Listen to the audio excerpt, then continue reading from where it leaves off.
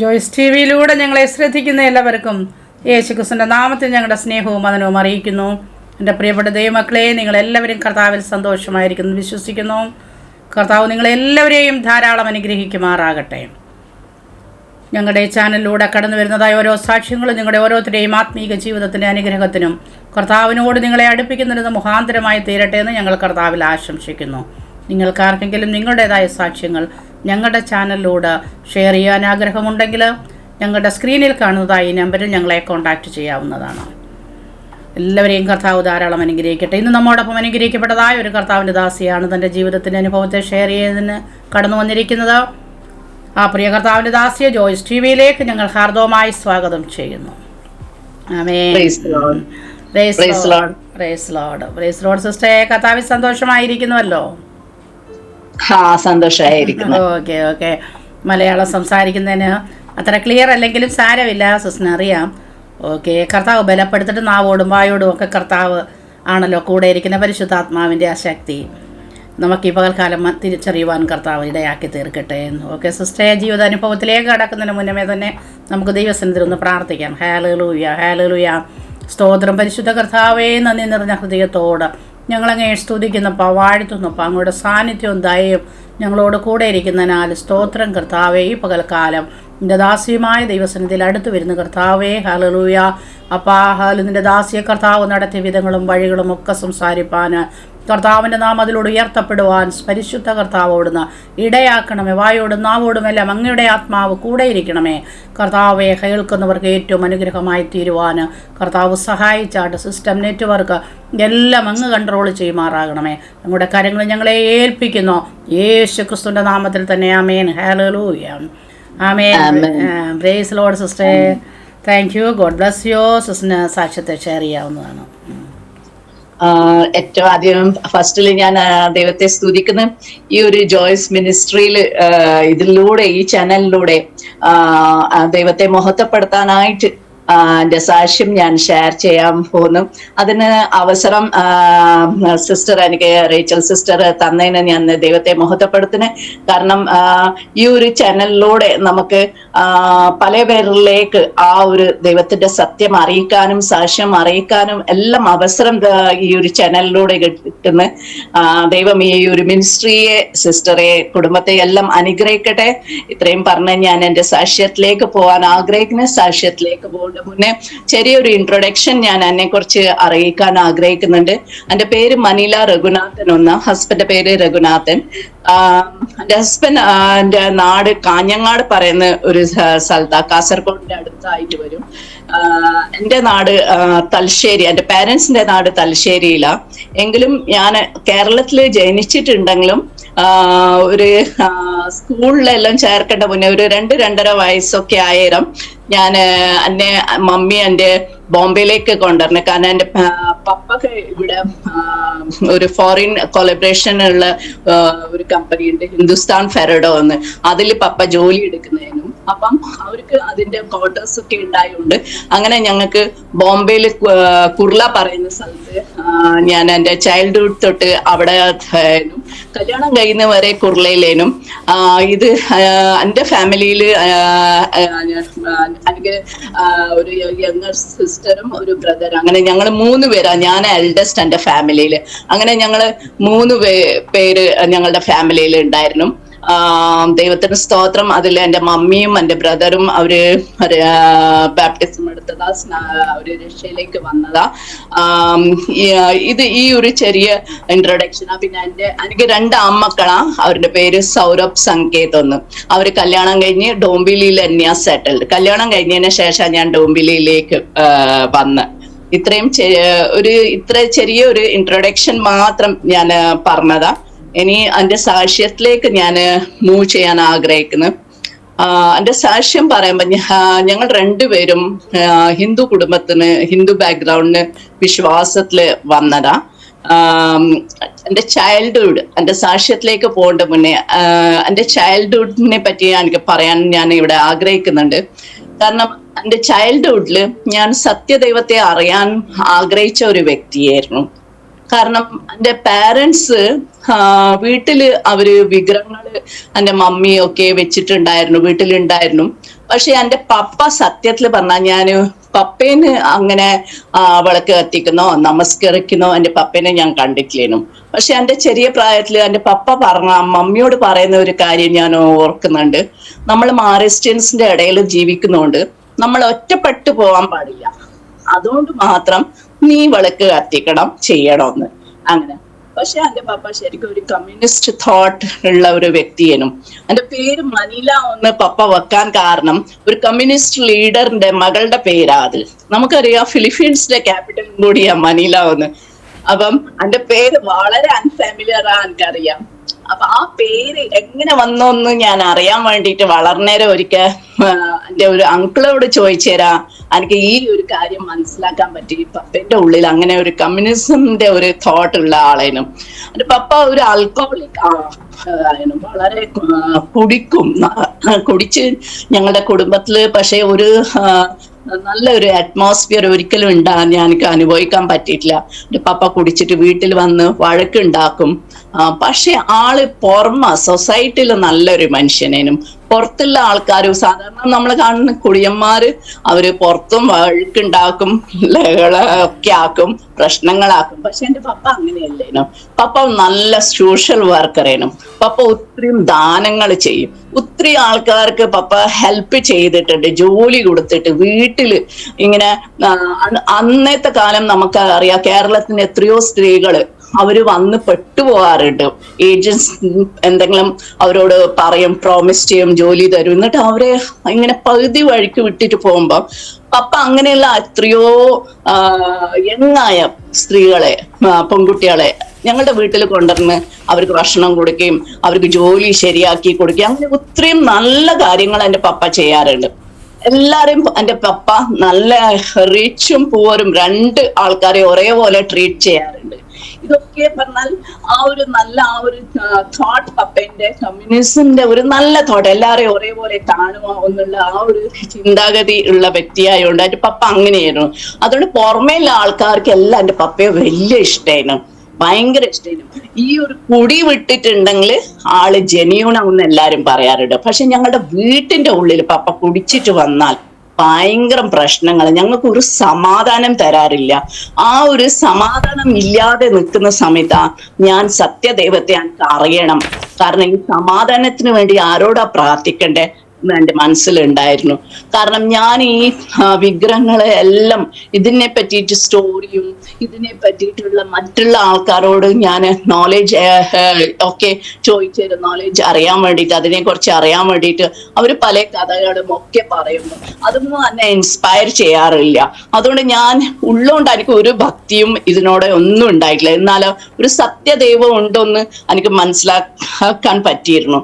ആ ദൈവം ആരാ ഒന്ന് എനിക്ക് അറിഞ്ഞൂടാ. ഈ ഒരു ചെറിയ പ്രായത്തിലെ ഞാൻ അതിനെ കുറിച്ച് ചിന്തിക്കുകയും അന്വേഷിക്കുകയും ഒക്കെ ചെയ്യാറുണ്ട്. കോളേജ് ഏജ് വരെ എത്തിയാൽ എനിക്ക് ഒരു കാര്യം മനസ്സിലായി, ഒരു ദൈവമുണ്ട്. ഈ കാണുന്ന ഒന്നുമല്ല, പക്ഷെ ഒരു ദൈവമുണ്ട്. ആ ദൈവത്തെ ഞാൻ കാണുന്നില്ലെങ്കിൽ ഉണ്ട്, ഒരു ക്രിയേറ്റർ ഉണ്ടോന്ന് എനിക്ക് നല്ല വിശ്വാസം ഉണ്ടായിരുന്നു. ആ ഒരു കോളേജ് ലൈഫിൽ ഞാൻ വന്നേരം എൻ്റെ ലൈഫിൽ വലിയൊരു ട്രാജഡി ഉണ്ടായ.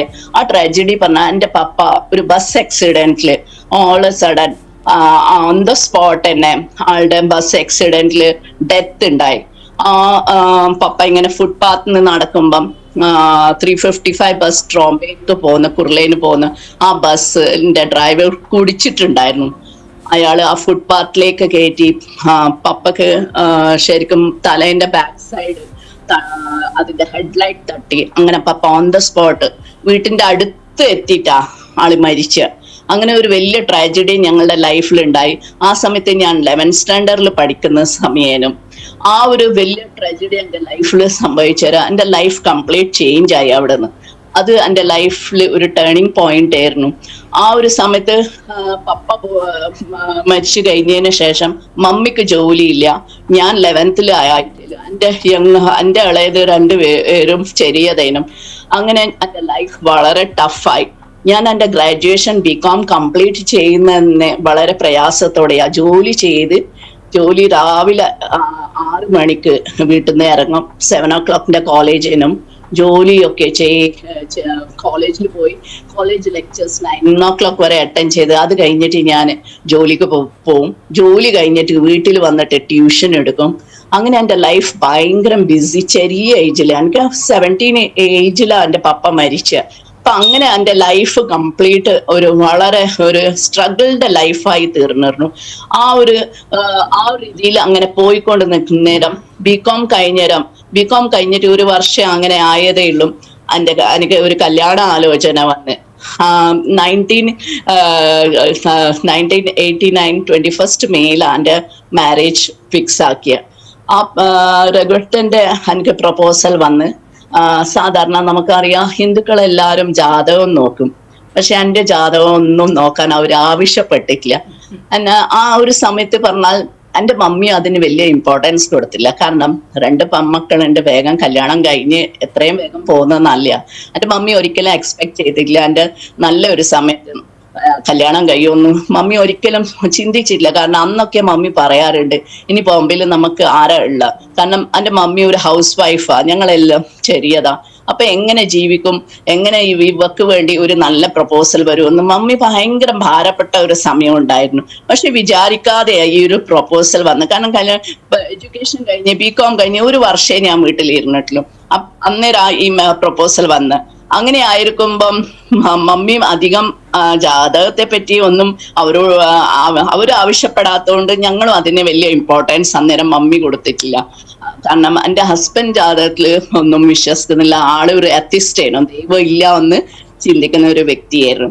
അങ്ങനെ ഞങ്ങളുടെ മാരേജ് കഴിഞ്ഞതിന് ശേഷം ഞങ്ങൾ ഡോംബിലിയിലേക്ക് വന്നത്, അവിടെ താമസിക്കാൻ വാടകയ്ക്ക് താമസിക്കാൻ തുടങ്ങിയ. ആ ഒരു സമയത്തൊക്കെ എൻ്റെ ഹസ്ബൻഡ് ഒരിക്കലും എന്നെ എന്തിലും ഒന്നും ഫോഴ്സ് ചെയ്തില്ല. എന്റെ വിശ്വാസം പോലെ എനിക്ക് പോവാ ആ ഒരു ഫ്രീഡം എനിക്ക് ഉണ്ടായിരുന്നു. എങ്കിലും ഞാൻ അവിടെ ഒന്നും വിഗ്രഹങ്ങൾ വെച്ച് വിളക്ക് കത്തിക്കോ ഒന്നും ചെയ്തിട്ടില്ല. കാരണം എൻ്റെ ഉള്ളിന്റെ ഉള്ളിൽ അതിനോട് ഒന്നും താല്പര്യമില്ലേനു. പിന്നെ ഹസ്ബൻഡും അതൊരു ഇമ്പോർട്ടന്റ് അല്ലാത്തതുകൊണ്ട്, ആളൊരു ആർട്ടിസ്റ്റ് ആയതുകൊണ്ട് ഞാനും അതിനൊന്നും ഇമ്പോർട്ടൻസ് കൊടുത്തില്ല. എങ്കിലും എൻ്റെ ഫ്രണ്ട്സിന്റെ കൂടെയൊക്കെ ഞാൻ ടെമ്പിളിൽ പോവുകയും അങ്ങനെയൊക്കെ ഞാൻ ചെയ്തിട്ടുണ്ട്. കാരണം ദൈവം ഉണ്ടെന്ന് വിശ്വസിക്കുന്ന ഒരു വ്യക്തി തന്നെയായിരുന്നു ഞാൻ. അങ്ങനെ ആയി മുന്നോട്ട് പോയിരിക്കുമ്പം ഞങ്ങൾക്ക് സ്വന്തമായിട്ട് ഒരു വീട് മേടിക്കണമെന്ന് ആഗ്രഹത്തോടെ ഞങ്ങൾ PNT കോളനിയിൽ, ആദ്യം ആയിരം റോഡിൽ വാടക താമസിച്ചു. പിന്നെ PNT കോളനിയിൽ ഞങ്ങൾ ഒരു ഫ്ലാറ്റ് ബുക്ക് ചെയ്ത് അങ്ങനെ ഞങ്ങൾ PNT കോളനിയിലേക്ക് വന്ന്. അവിടെ വന്നേരം സത്യം പറഞ്ഞാൽ PNT കോളനി ഇപ്പം വളരെ പോഷായ ഒരു ഏരിയ. പക്ഷെ അന്ന് ഞങ്ങൾ വന്നേരം ഇവിടെ ഒന്നും ഉണ്ടായിട്ടില്ലേനും. പക്ഷേ ഞാൻ ഇന്ന് വിശ്വസിക്കുന്നത് ദൈവമക്കള് എവിടെ പോയാലും ഗോഡ് ആ വിൽഡർനെസ്സിന് നല്ലതായിട്ട് തീർക്കുമെന്ന് ഞാൻ വിശ്വസിക്കുന്നത്. ഒന്നുമില്ലാത്ത സ്ഥലത്ത് ദൈവമക്കൾ പോയി താമസിച്ച എല്ലാം അവിടെ എല്ലാം നല്ലതായിട്ട് വരും. നമ്മൾ കാരണമായിരിക്കും അത് നല്ലതാകുന്നത്. അങ്ങനെ ഞങ്ങൾ ഇവിടെ വന്നേരം അന്ന് ഞാൻ ദൈവത്തെ അറിഞ്ഞിട്ടില്ലെങ്കിലും ഞാൻ വിശ്വസിക്കുന്ന ദൈവം എന്നെ മുന്നേ കണ്ടോണ്ട് ഞങ്ങൾ ഇവിടെ വന്നേരം വളരെ ഫാസ്റ്റ് ആയിട്ട് ഈ ഏരിയ പ്രോസ്പർ ആയ നല്ല രീതിയിൽ ഡെവലപ്പായി വന്ന. ഇവിടെ ഞങ്ങൾ വാടക വീട്ടിൽ നിന്ന് ഞങ്ങൾ സ്വന്തം വീട്ടിലേക്ക് വന്ന് ബുക്ക് ചെയ്ത് വീട്ടിൽ താമസിക്കാൻ തുടങ്ങി. അതിന്റെ ശേഷം എനിക്കൊരു മോനായി. ആ മോനെ ആക്ച്വലി എനിക്ക് യൂട്രസിൽ ചെറിയൊരു പ്രോബ്ലംസ് അന്നേരം ഉണ്ടായിരുന്നു, ബ്ലീഡിങ്ങിന്റെ പ്രോബ്ലം ഒക്കെ ഉണ്ടായിരുന്നു. ആ സമയത്ത് ഡോക്ടറിന്റെ അടുത്ത് പോയേരം ഡോക്ടർ പറഞ്ഞു നിങ്ങൾക്ക് കുഞ്ഞുങ്ങൾ ഉണ്ടാകാൻ ഇച്ചിരി ചാൻസസ് ഡിഫിക്കൽട്ടാ, കുറവാകുന്നു. എങ്കിലും നമ്മള് ചില മെഡിസിനും ഇതൊക്കെ തന്നിട്ട് ശരിയായിക്കോളൂ എന്ന് പറഞ്ഞു. അങ്ങനെ ചെറിയൊരു ട്രീറ്റ്മെന്റ് മെഡിസിൻ മാത്രമേ എടുത്തിട്ടുള്ളൂ. കുറച്ച് കഴിഞ്ഞേരം അങ്ങനെ ഞാൻ കൺസീവ് ചെയ്ത് പ്രഗ്നന്റ് ആയി. പക്ഷെ ആ ഒരു ടെസ്റ്റും ഇതൊക്കെ നടത്തിക്കുമ്പം അന്ന് ഡോക്ടർ എന്നോട് പറഞ്ഞു ഫ്യൂച്ചറിൽ നിങ്ങൾക്ക് യൂട്രസിന്റെ വലിയൊരു പ്രോബ്ലം ഉണ്ടാവുമെന്ന്. കാരണം നിങ്ങളുടെ യൂട്രസിന്റെ പൊസിഷൻ ശരിയല്ല, അതുകൊണ്ട് നിങ്ങൾക്ക് ഫ്യൂച്ചറിൽ ഒരു പ്രോബ്ലം ഉണ്ടാവുമെന്ന് ആദ്യമേ ഞങ്ങളോട് പറഞ്ഞിരുന്നു. അങ്ങനെ എനിക്ക് മൂത്ത മോന് ജനിച്ച് ആ മോനെ പിന്നെ അത് കഴിഞ്ഞതിന് ശേഷം സ്കൂളൊക്കെ ചേർത്തേരാം ഞങ്ങളൊരു ഫാമിലി, എൻ്റെ മോന്റെ കൂടെ പഠിക്കുന്ന ഒരു ഫാമിലി ഞങ്ങളെ പരിചയപ്പെട്ട്. അവരുടെ മോളും ഇവനും ഒരേ ക്ലാസ്സിലേനും. അവർ IPC ചർച്ചിലാണ് ഒന്ന് രാഗിണി ലോറൻസ് ഒന്ന്.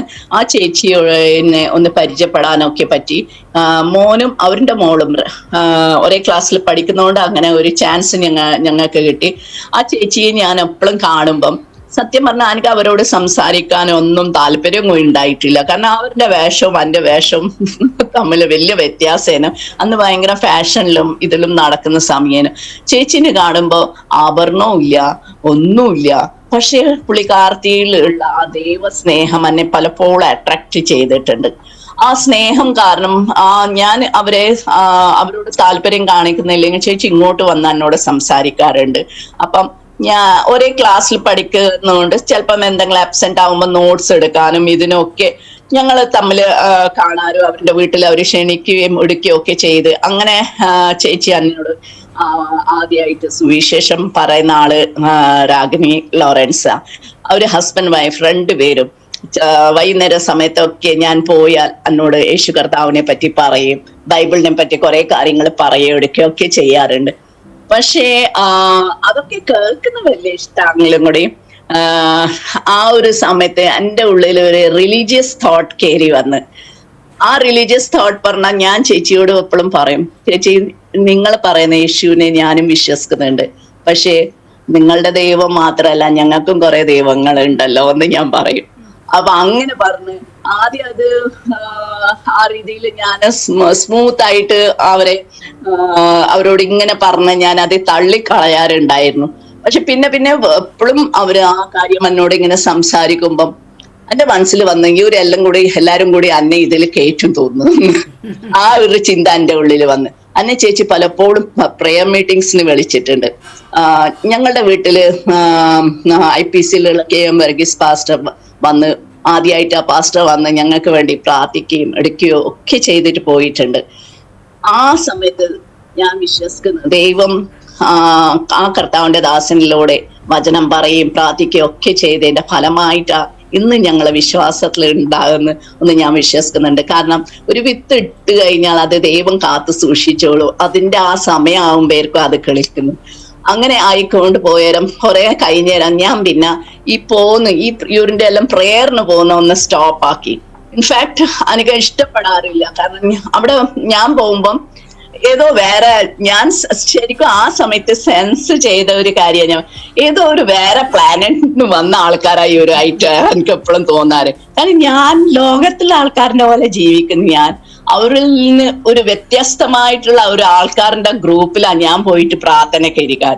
ഇവരുടെ ഈ അന്യഭാഷയും ഇതൊക്കെ കേൾക്കുമ്പോ ഞാൻ പലപ്പോഴും എന്റെ മനസ്സിൽ വിചാരിച്ചിട്ടുണ്ട്, ഇതെല്ലാം വട്ട് പിടിച്ചിട്ട് ഉള്ള എന്തൊക്കെയോ സംസാരിക്കും. നല്ല പാട്ട് പാടിക്കൊണ്ട് ഇവർക്ക് എന്തോ സംഭവിക്കണം. ഇവരുടെ ഇടയിലെല്ലാം പോയി കഴിഞ്ഞാൽ എനിക്കും വട്ട് പിടിക്കലേ ഉണ്ടാവും പറഞ്ഞിട്ട് ഞാൻ അവിടുന്ന് മെല്ലനെ പിന്നെ കുറവാക്കി അവിടെ പോകുന്നതൊക്കെ. എങ്കിലും ഒരു കർത്താവിന്റെ ദാസന് എന്റെ തലയിൽ കൈവച്ച് ദൂതും പറഞ്ഞിട്ടുണ്ടായിരുന്നു, ഇവളെ വിശ്വാസത്തിലെ ഇവളെ അനേക പേരെ കർത്താവിലേക്ക് നയിക്കും എന്നൊക്കെ പറഞ്ഞേരും. എന്റെ മനസ്സിന്റെ ഉള്ളിൽ അതിനോടൊന്നും ഒരു താല്പര്യവും ഇല്ലാതെ ഞാൻ പിന്നെ പോകുന്ന കംപ്ലീറ്റ് അങ്ങ് സ്റ്റോപ്പ് ആക്കി കളഞ്ഞു. പിന്നെ ഞാൻ പോയിട്ടില്ല. പിന്നെ അതുമായിട്ട് ഒരു ബന്ധമില്ല. പിന്നെ ഈ ഒരു കാര്യം ചേച്ചിക്കും മനസ്സിലായാലും പിന്നെ ചേച്ചിയും എന്നോട് കർത്താവിനെ കുറിച്ച് പറയുന്ന അങ്ങ് സ്റ്റോപ്പ് ആക്കി കളഞ്ഞു. പക്ഷെ ഞാൻ വിശ്വസിക്കുന്ന അവര് സിൻസിയറായിട്ട് എനിക്ക് വേണ്ടിയിട്ട് പ്രാർത്ഥിക്കുന്നുണ്ടായിരുന്നു. എൻ്റെ ആത്മാവിന്റെ രക്ഷയ്ക്ക് വേണ്ടിയിട്ട്, എൻ്റെ കുടുംബത്തിന് വേണ്ടിയിട്ട് അവർ സിൻസിയറായിട്ട് പ്രാർത്ഥിക്കുന്നുണ്ടായിരുന്നു എനിക്കറിയാം. കാരണം ആ സ്നേഹബന്ധം അപ്പോഴും അവർ കട്ട് ഓഫ് ചെയ്തിട്ടില്ല. അങ്ങനെയൊക്കെ ആയി മുന്നോട്ട് പോകുമ്പോ കുറച്ച് വർഷം കഴിഞ്ഞതിന് ശേഷം എനിക്ക് ഈ യൂട്രസിൽ ഒരു മുഴ ഉണ്ടായി. അത് മൂലം എനിക്ക് നല്ല വേദന ഉണ്ടാകാറുണ്ട്. ഞാൻ ഡോക്ടറിന്റെ അടുത്ത് പോയാലും ഡോക്ടർ എന്നോട് പറഞ്ഞ് ഇത് നമ്മൾ ടെസ്റ്റ് ചെയ്യാൻ അയക്കാവുന്ന ടാറ്റയിൽ ടെസ്റ്റ് ചെയ്യാൻ അയച്ചിട്ടുണ്ടായിരുന്നു. അങ്ങനെ ആ റിപ്പോർട്ട് വന്നേരം ഡോക്ടർ പറഞ്ഞ് ഇത് യൂട്രസ് ഇമ്മീഡിയറ്റ്ലി റിമൂവ് ചെയ്യേണ്ടി വരും. കാരണം ഈ മുഴ പറഞ്ഞാൽ ഇത് ട്യൂമർ അല്ലെങ്കിൽ ക്യാൻസറിലേക്ക് ചേഞ്ച് ആവും. ഇത് വെച്ചോണ്ട് നിന്ന് കഴിഞ്ഞാൽ ഇത് ക്യാൻസർ അല്ലെങ്കിൽ ട്യൂമറിലേക്ക് പോകും. ആ ഒരു റിസ്ക് നമ്മൾ എടുക്കരുത്, യൂട്രസ് തന്നെ റിമൂവ് ചെയ്യേണ്ടി വരുമെന്ന് പറഞ്ഞു. ആ ഒരു സമയമാകുമ്പോഴേക്ക് എനിക്ക് 2 കുട്ടികളായി. എൻ്റെ മൂത്ത മോനും ഇളയ മോനും തമ്മിൽ 6 ഇയേഴ്സിന്റെ ഡിഫറൻസ് ഉണ്ട്. അപ്പം ഡോക്ടർ പറഞ്ഞ 2 മക്കൾ ഏതായാലും നിങ്ങൾക്ക് ഉള്ള സ്ഥിതിക്ക് നിങ്ങൾ ഇനി യൂട്രസ് റിമൂവ് ചെയ്യുന്ന നല്ല. കാരണം ലെപ്രോസ്കോപ്പി കൊണ്ട് ഈ മുഴ റിമൂവ് ചെയ്താലും ഒരു 6-7 മന്ത്സിന്റെ ഉള്ളിൽ ഇത് വീണ്ടും അവിടെ വരും. അങ്ങനെ അത് വളരെ റിസ്ക് ആയിട്ട് മാറും. പിന്നെ അതുകൊണ്ട് യൂട്രസ് റിമൂവ് ചെയ്യാം, കാരണം 2 മക്കളെ നിങ്ങൾക്ക് ആയിക്കഴിഞ്ഞ് ഇനി യൂട്രസിന്റെ ആവശ്യമില്ല എന്ന് പറഞ്ഞു. അങ്ങനെ ഞങ്ങൾ ആ ഒരു കാര്യത്തിന് വേണ്ടി ഞങ്ങൾ പ്രിപ്പയർ ആയി. മെന്റലി ഞാൻ തീരെ പ്രിപ്പയർഡ് അല്ലേനു, കാരണം ഒരു ഓപ്പറേഷൻ പറയുന്ന ഒരു സംഗതി എൻ്റെ ലൈഫിൽ ഒരിക്കലും വന്നിട്ടില്ല. ഒരു ചെറിയൊരു പനി പോലും വല്ലപ്പോഴും എനിക്ക് ഉണ്ടാകാറില്ല. ഞാൻ കാണാൻ വളരെ തിന്നാണെങ്കിലും കൂടി നല്ല ഹെൽത്തി ആയിരുന്നു. കാരണം ഒരു 5-6 വർഷമൊക്കെ കഴിയുമ്പോഴേക്കും ഒരു ചെറിയൊരു പനി തന്നെ വരണം. എനിക്ക് ഇങ്ങനെ ഒരു ഓപ്പറേഷന്റെ കാര്യം പറഞ്ഞുതരാൻ ഞാൻ മെന്റലി തീരെ പ്രിപ്പയർഡ് അല്ലേനു. വളരെ എൻ്റെ ഉള്ളിൽ ഭയവും ഒക്കെ വന്ന് ഇതിന് പക്ഷെ രക്ഷപ്പെടാനുള്ള വേറെ ഒരു വഴിയും ഇല്ല എന്ന് ഡോക്ടർ വ്യക്തമായിട്ട് പറഞ്ഞു. ഇത് മെഡിസിൻ കൊണ്ട് മാറത്തില്ല, ഒന്നും ചെയ്തിട്ട് മാറത്തില്ല, ഇത് യൂട്രസ് തന്നെ റിമൂവ് ചെയ്യേണ്ടി വരുമെന്ന്. അങ്ങനെ ഞങ്ങൾ ആ ഒരു ഓപ്പറേഷന് വേണ്ടി ഞങ്ങൾ റെഡിയായി. ആ ഓപ്പറേഷൻ ചെയ്യണം ഒന്ന് ഒക്കെ ഞങ്ങൾ ചിന്തിച്ച ആ ഒരു സമയത്ത് ഞങ്ങളെ വളരെ ടെൻഷനിലൂടെ പോയ ഒരു സമയനും. കാരണം പൈസേന്റെ ഞങ്ങൾക്ക് ബുദ്ധിമുട്ടില്ല, പക്ഷേ കാരണം ഹസ്ബൻഡ് എൻ്റെ MRF ടയേഴ്സിൽ ജോലി ചെയ്യുന്നതുകൊണ്ട് ഞങ്ങൾക്ക് എല്ലാ ആനുകൂല്യങ്ങളും മെഡിക്കലും അങ്ങനെയുള്ള എല്ലാം ഞങ്ങൾക്ക് കിട്ടാനുള്ള എല്ലാ ചാൻസസ് ഉണ്ടായിരുന്നു. അതുകൊണ്ട് ഞങ്ങൾക്ക് ആ ഒരു അതിന്റെ പൈസേന്റെ ടെൻഷൻ ഇല്ലേനു. പക്ഷെ ഞാൻ വളരെ ടെൻസ്ഡ് ആയിരുന്നു ഈ കാര്യത്തില്. അങ്ങനെ ടെൻഷനിൽ ഇരിക്കുന്ന സമയത്താ ഇത് 2001 ഈ ഒരു സംഭവം നടക്കുന്നത്. അങ്ങനെ ആയിരിക്കുന്ന സമയത്താണ് ഞാൻ ഈ ചേച്ചിയോട് ഈ ഒരു കാര്യം ഷെയർ ചെയ്ത്, ജസ്റ്റ് ഒന്ന് ഷെയർ ചെയ്തേ ഉള്ളൂ. ഞാൻ പറഞ്ഞു ഇങ്ങനെ എനിക്കൊരു പ്രോബ്ലം ഉണ്ട്, എൻ്റെ യൂട്രസ് റിമൂവ് ചെയ്യണം, ഒരു മേജർ ഓപ്പറേഷന് വേണ്ടി ഡോക്ടർ പറഞ്ഞിട്ടുണ്ട് എന്ന് പറഞ്ഞു. മേജർ ഓപ്പറേഷൻ എൻ്റെ December 8 2001 അത് ഫിക്സ് ആക്കി. അപ്പം പറഞ്ഞു ഡോക്ടർ ഇങ്ങനെ അത് ചെയ്യണം പറഞ്ഞു. അപ്പം ഈ ചേച്ചി എന്നോട് ഉടനെ പറയോ, നമുക്ക് യേശുവോട് പ്രാർത്ഥിക്കാം സിസ്റ്റർ ഒന്ന്. അപ്പൊ ഞാൻ ഒരു ചിരിച്ചിട്ട് ഞാൻ പറഞ്ഞു ഇതെന്തുവാ ചേച്ചി പറയുന്നത്, ഇത് വല്ല പനിയോ ജലദോഷാറ്റാണോ ഇങ്ങനെ നിങ്ങൾ പറയുന്നത്, ഓപ്പറേഷന്റെ മുന്നേ നിങ്ങൾ പറയുന്നത് ഇങ്ങനെ ഓപ്പറേഷൻ ചെയ്യാതെ ഇത് ചെയ്യണം, ദൈവത്തോട് യേശുവോട് പ്രാർത്ഥിച്ചാൽ ഇത് മാറുമെന്നൊക്കെ പറയാൻ ഇതിനൊന്നും ഞാൻ ടെസ്റ്റ് ചെയ്യാനൊന്നും നിൽക്കത്തില്ല. എൻ്റെ ലൈഫ് ഡേഞ്ചറില്ല. ഇതൊക്കെ ഞാൻ എൻ്റെ പാരൻസിനോട് പറഞ്ഞു കഴിഞ്ഞാൽ വീട്ടുകാരെ എന്നോട് പറയും ഇത്രയും പഠിപ്പിച്ച് ഇതിന് വേണ്ടിയിട്ടാണോ, ഇത്രയും എനിക്ക് വിദ്യാഭ്യാസം ഉണ്ടായിട്ട് ഇങ്ങനെയുള്ള സൂപ്പർസ്റ്റിഷ്യസ് കാര്യത്തിലൊക്കെ ആൾക്കാരുടെ ഇതിലെല്ലാം നീ വിശ്വസിച്ച് എങ്ങനെയൊന്ന്. അതുകൊണ്ട് ഞാനൊക്കെ ചേച്ചി ഇങ്ങനെയുള്ള പ്രയറിലൊന്നും വന്ന് ഇതൊന്നും ടെസ്റ്റ് ചെയ്യാനൊന്നും പറ്റൂല, പ്രയറിലൂടെ ഇത് ഹീൽ ചെയ്യുമെന്ന് എനിക്കൊന്നും വിശ്വാസമില്ല ഒന്ന്. അപ്പം ചേച്ചി പറഞ്ഞ ആയിക്കോട്ടെ നീ ഓപ്പറേഷന് പോയിക്കോ, പക്ഷെ ഓപ്പറേഷന്റെ മുന്നേ വരെ അറ്റ്ലീസ്റ്റ് എനിക്ക് എൻ്റെ കൂടെ വന്ന് അങ്ങനെയുള്ള പ്രേയേഴ്സ് അറ്റൻഡ് ചെയ്യാലോ. കർത്താവ് സൗഖ്യം തന്നു കഴിഞ്ഞാൽ പിന്നെ എനിക്ക് ഓപ്പറേഷന്റെ ആവശ്യമില്ല. ഓപ്പറേഷന്റെ ഡേറ്റിന്റെ മുന്നേ നീ ഒന്ന് പോയി ഒന്ന് ചെക്ക് ചെയ്താൽ മതി, സോണോഗ്രാഫി എടുക്കാൻ ഡോക്ടറോട് പറയും. എന്നിട്ടും ആ മുഴ കണ്ടിട്ടുണ്ടെങ്കിൽ ഓപ്പറേഷൻ ചെയ്തോ. പക്ഷെ കർത്താവ് സൗഖ്യം തന്നിട്ടുണ്ടെങ്കിൽ ഓപ്പറേഷന്റെ ആവശ്യം വരുമോ, നീ അത് സയന്റിഫിക്കലി നീ അത് നോക്കുമെന്ന് പറഞ്ഞു. അപ്പൊ ഞാനും ചിന്തിച്ചു ശരിയാ, പ്രേയറിന് പോകുന്നതിന് ഏതായാലും കുഴപ്പമില്ല, ഏതായാലും എനിക്കിട്ട് ഞാൻ ടെൻഷനില്ല. അപ്പം പിന്നെ ഒന്ന് പോയി ഇരുന്ന് നോക്കാം, അങ്ങനെ ഈ ഒരു പറയുന്ന വല്ലതും നടന്നിട്ടുണ്ടെങ്കിൽ നല്ലതാ ഒന്ന്. എൻ്റെ ഒരു സ്വാർത്ഥം മനസ്സില ഞാൻ ആ പ്രേയറിലൊക്കെ പോയി പിന്നെയും ഞാൻ ആ പ്രേയറിലൊക്കെ പോകാൻ തുടങ്ങി. അങ്ങനെയൊക്കെ ആയി നാട്ടിൽ നിന്ന് ഒരു പാസ്റ്റർ, രോഗസൗഖ്യത്തിന്റെ വരവുള്ള ഒരു പാസ്റ്റർ വരികയും പ്രാർത്ഥിക്കുകയും ഒക്കെ ചെയ്തിരുന്നു. പക്ഷെ എനിക്ക് അങ്ങനെ ഒന്നും ഫീൽ ചെയ്തിട്ടില്ല, കാരണം മുഴ പുറമെ കാണാനില്ലാലോ.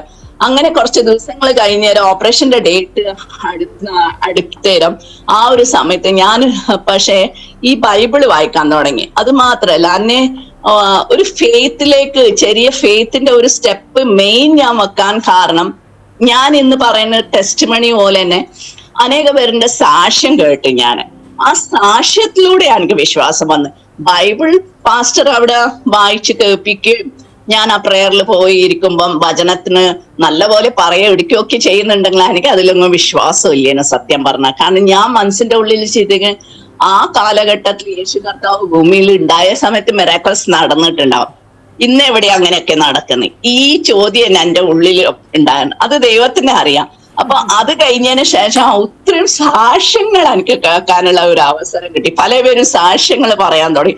ആ സാക്ഷ്യത്തിന്റെ പിടിയില ഞാൻ ശരിക്കും പെട്ടുപോയി. അതുകൊണ്ട് തന്നെ ഞാൻ രക്ഷിക്കപ്പെട്ട വിശ്വാസത്തിൽ വന്നേരം ദൈവം എൻ്റെ അടുത്ത് ആഗ്രഹിച്ച കാര്യം ഞാൻ അനേക പേരോട് സാക്ഷ്യം പറയണമെന്നാ.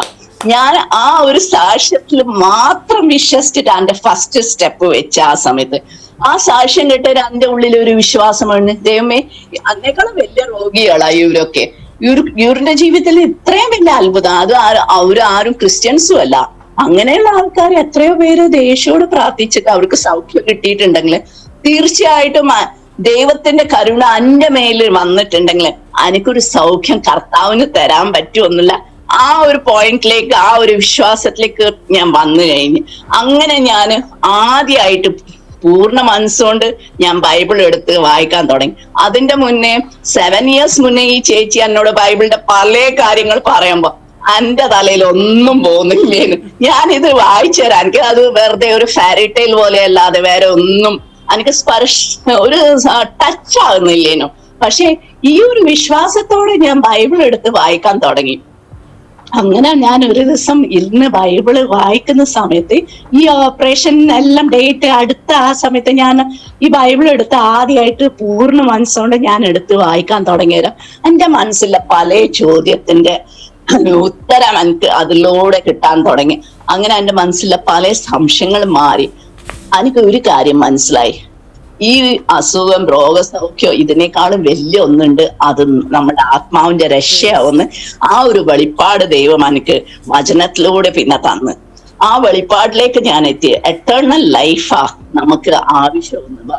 രോഗസൗഖ്യം കിട്ടിക്കഴിഞ്ഞാലും നമുക്ക് പിന്നെ ഒരു അസുഖം രോഗം ഉണ്ടാകാൻ മതി. പക്ഷെ കർത്താവ് നമുക്ക് എറ്റേണൽ ലൈഫ് തരാനായിട്ട് ഈ ഭൂമിയിൽ വന്നോന്നില്ല.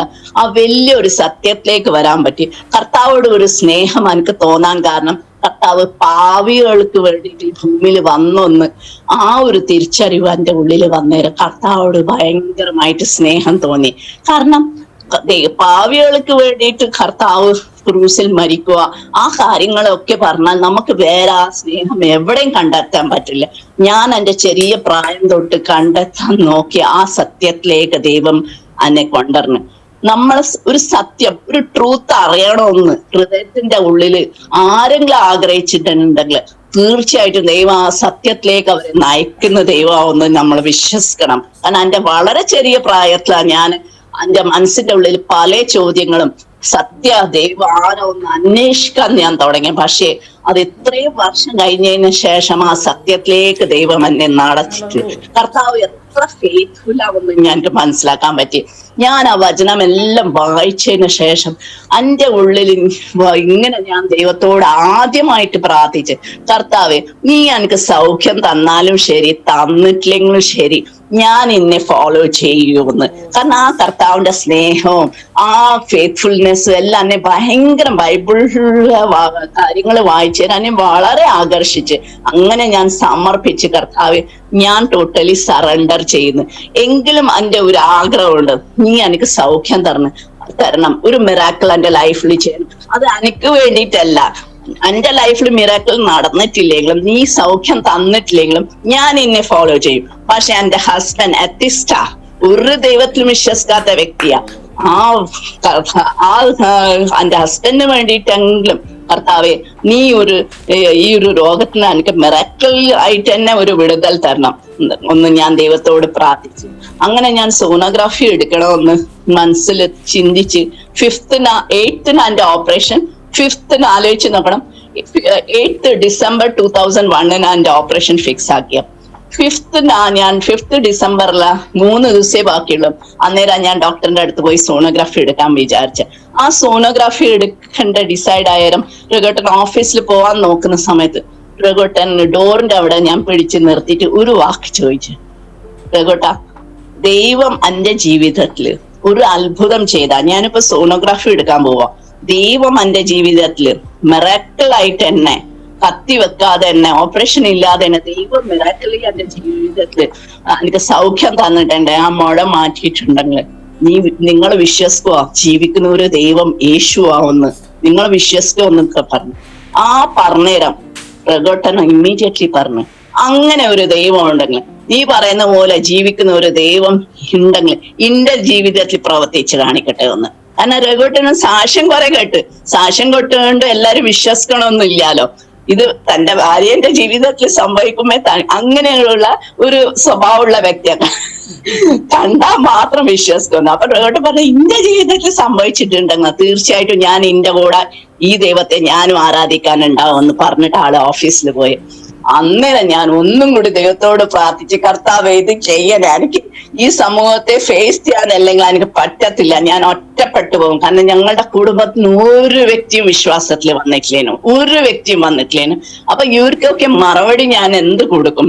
ഹസ്ബൻഡ് ഒരു സപ്പോർട്ട് എനിക്ക് കിട്ടുമല്ലോ ഓർത്ത് ഞാൻ ദൈവത്തോട് വീണ്ടും പ്രാർത്ഥിച്ചിട്ട് സോണോഗ്രാഫി എടുക്കാനായിട്ട് ഡോക്ടറിന്റെ അടുത്ത് പോയി.